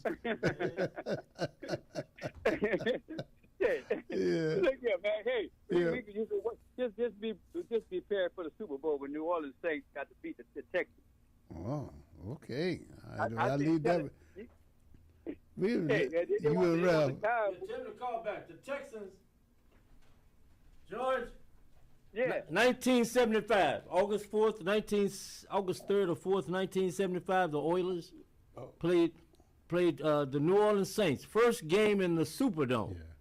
Yeah. And I remember you there. You were hawking. No, you were hawking beer. You remember you were selling beer. Wow. Okay, that's good. Well, fellas, I have a Superdome memory. We had to make a living. Okay, Michael says he has a Superdome memory. Oh, he does? Go ahead, Michael. I want to hear it right quick. I saw Pistol Pete Maravich. Oh my goodness. I forget who he was playing for, but he was playing the New Orleans, whatever that. New Orleans Jazz at that time. They were the Jazz. Yeah. They moved to Utah and became Utah Jazz, but they were the New Orleans Jazz. Yeah. Otto should have been on that team too, Michael. But it was a long time ago. Yeah, I know. But Otto was around during that time. Yeah, I think he was on that team. He played with Pistol Pete. Yeah. Yeah. But I never dreamed I'd have a chance to see Pete Maravich. I think Dale Goodrich was playing in that same game. Yeah, that was the goodie. Yeah, back in the. But Michael and George, I saw a piece of God's work. Oh my God! At the Superdome. At the Superdome. Piece of God's work came to the Essence Festival way back there. Oh, okay. I got in free, but I would have paid, George. All right. Yeah. God is good, George. Yeah, God is good. Yeah, I count my blessings. Yes. All right, George. Thank you. Look here. And you cannot get this kind of laugh at any kind of show in KCOH. I mean, y'all do a great job. I mean, in reality, I wish I had my life over again, but I guess your head won't fit on my body. But I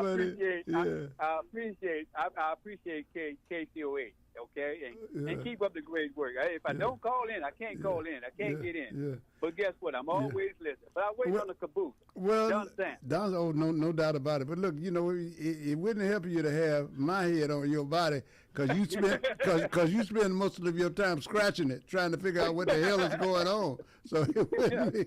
All right, man. Yeah, what happened to me? Damn, I woke up this morning and this is it. This is the only thing I get. I got cheated. Yeah, caller, you're on with Michael Lawrence. Top job. Hey, Mike and Uncle P and Ralph. Hey, I have a question. You know. Oh, by the way, before I get to my question, you know what, Paris? I kind of noticed when I looked at the thread on yesterday, you all had some listeners from Canada on there. Oh. So yeah. Well, some of Ralph's friends, probably in Canada. Drinking the Canadian. Did we call them the Canadian Club? yeah, and they're drinking Canada Dry. There you go. I rather take Canada Dry. Even though it's not real ginger up in it. Yeah. That's what I drink. Yeah. But y'all, have y'all been noticing the little commercials that come through the social media now talking about that? I guess if you own a gun permit, that something called reciprocity, that you'll be able to use it in all 50 states. But the only thing is that you have to have the permit now in order to qualify for that. Y'all see that? So when you have to have what? Reciprocity and right. And you gotta be an owner of the permit now, the gun permit now, in order to qualify for that reciprocity. Talking about you can use your gun in all 50 states. And I was thinking to myself, I say, boy, I wonder how long that's gonna last, because to be honest with you, even though I don't even own a gun, I don't even carry one. But those who do, I think that'd be a good thing, because they've been hanging people from down here in the South, and maybe that may stop a lot of them. So I say, by all means, if you got that and they come to attack you, then hey, that means you're a card carrying member. Go ahead and take care of them. Well, I let my license to carry expire. I just found out that me with the gun was too dangerous. Yeah. Not me being dangerous to somebody else, but that gun being a danger to me. Don't forget these, we're seeing more and more of it now, police shootings that are questionable. And they say they saw a gun. And if you're a Negro and they see one, you go be a Negro. Gone. Yeah. And I just didn't want to, and knowing how so many law officers feel about people of color, the last thing I want to do is for them, at least they'll have to plant a gun on me so that they can't say that I pulled a gun on them or anything like that. And I know it's a shame that I can't feel comfortable and having, being licensed to carry. Knowing that people are so afraid of us, are so, if not afraid of us, that they hate us so that they'll shoot us in a minute. And that's the sad thing, Mike. Because, like I said, man, the ugly South is rising again. And they'll just, I mean, we in Paris read about the young lady yesterday. And these are young folks. Now, my thing is that if you are in a neighborhood of 25,000 homes, how in the hell can some of these people come in there and take your children out of there, and then you find your child hung in front of a church? This don't make no sense, man. Look, they say in the United States you have more guns in the homes than you got people that live there. And the guns are outnumbering us as human beings. Mm-hmm. You're going to have to, at one point in time, protect yourself. Even if you don't use a gun, hey, man, learn how to use a stick. Buy stun guns. Buy something, but you're going to have to be able to defend yourself and your children and your wife. All right. Good. All right, yeah. Good. Yeah. Okay, sure. That's it. I'm maxed out over here. Yeah, okay. All right, thank you so much. Go ahead. Okay. Mike. And I didn't say anything because I don't, again, I don't try to tell people, what they should or should not do. I just talk about what I do, because I know that me being a Negro with a gun and a big mouth, somebody just might say, gun. Yeah, I spent a lot of time out there on that road. I'd fly into airports and then through smaller venues and towns. And Daddy, I got stopped in Meridian. I was leaving Laurel, Mississippi, on my way to Meridian, Mississippi, right? And I got stopped in between. Yeah, this is like 88 or so.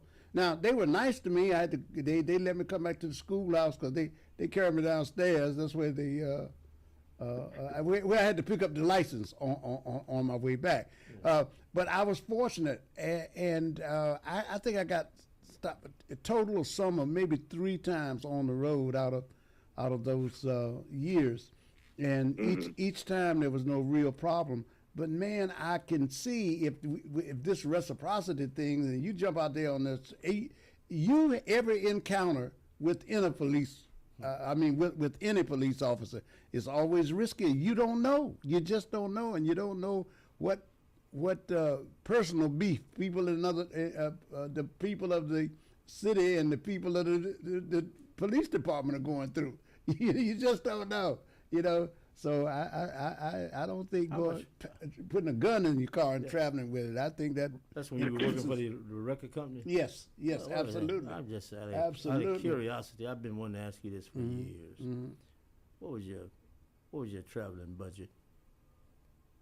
I had an expense budget. My expense budget was $30,000 back then during those days. A month? Or something. Yeah. I'm no, hell no. No.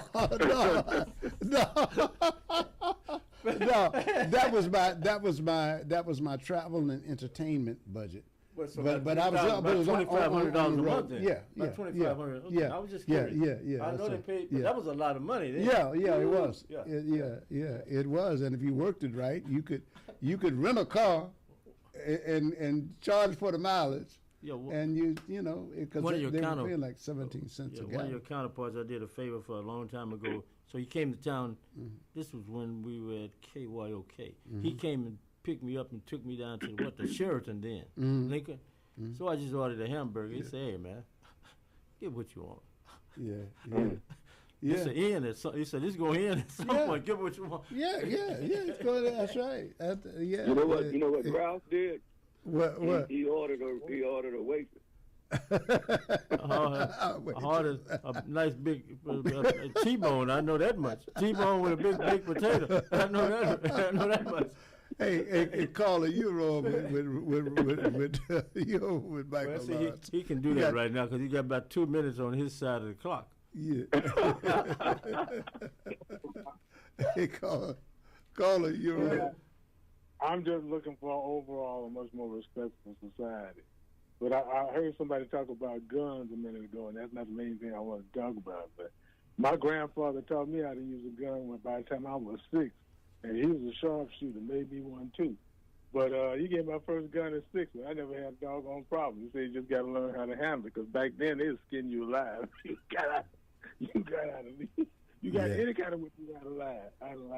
Yeah. But anyway, here's the thing, man. I think, we just going to have to have a much more respectful society, man, about a whole lot of things. And, people going to have to come a whole lot less greedy.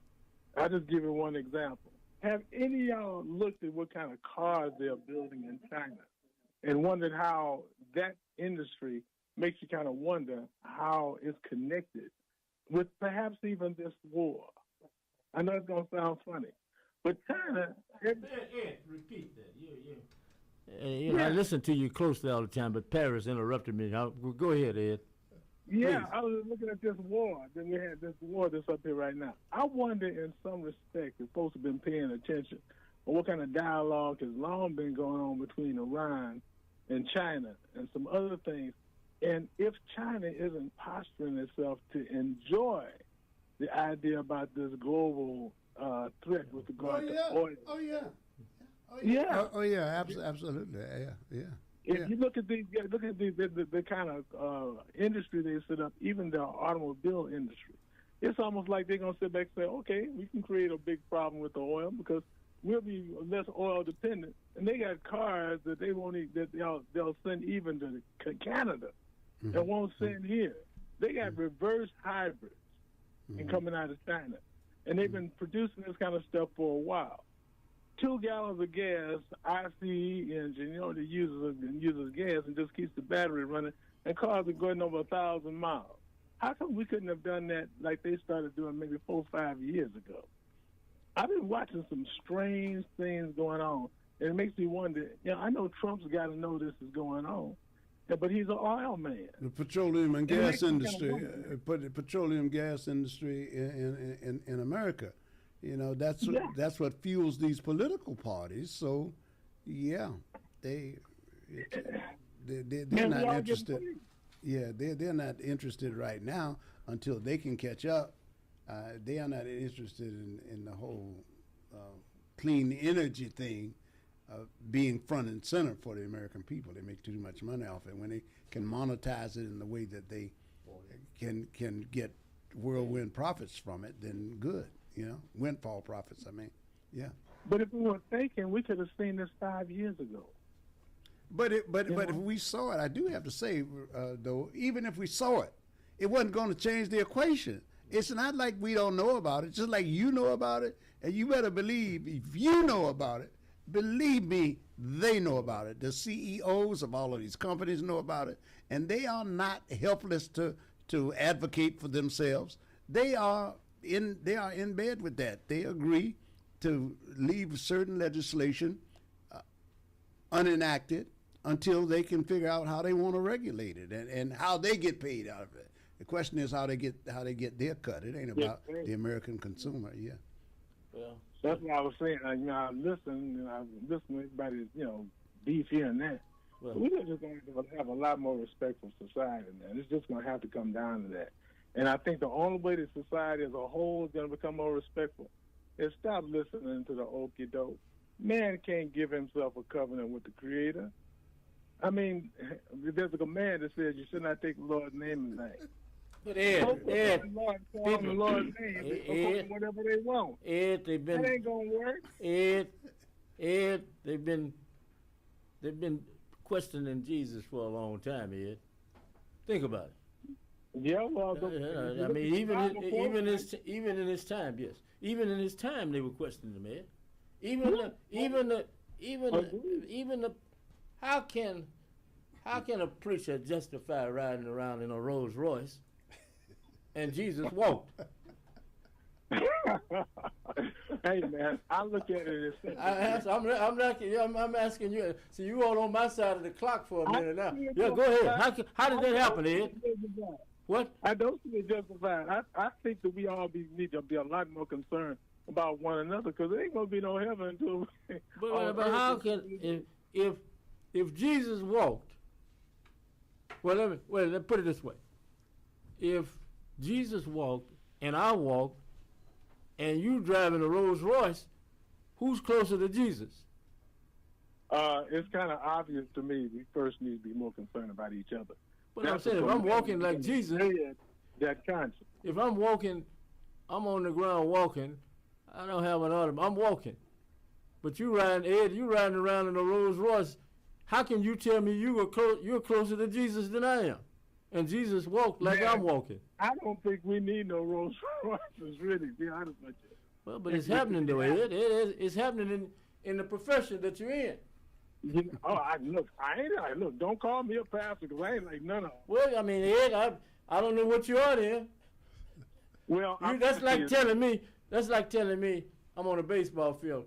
Coach, I'm not a singles hitter, but you swinging. I'm a swingers hitter, but you swinging for home runs every time you come up. When the last time you swung for just singles? Ed? I'll put it to you this way. Yes, Ed. Think about it like this. And it's going to sound like a shock to a lot of people. But if you read your Bible closely, it tells folks that ever since they, let's just say, murdered all the folks in the early church, there was something the early church was about that they expected for, quite frankly, about maybe 1,500 years in terms of what Messiah was going to come to do. And even came to do in the last days. Guess what? Almost for 2 solid millennia now, folks haven't understood what that is. Look up the word Kurdish sometime. And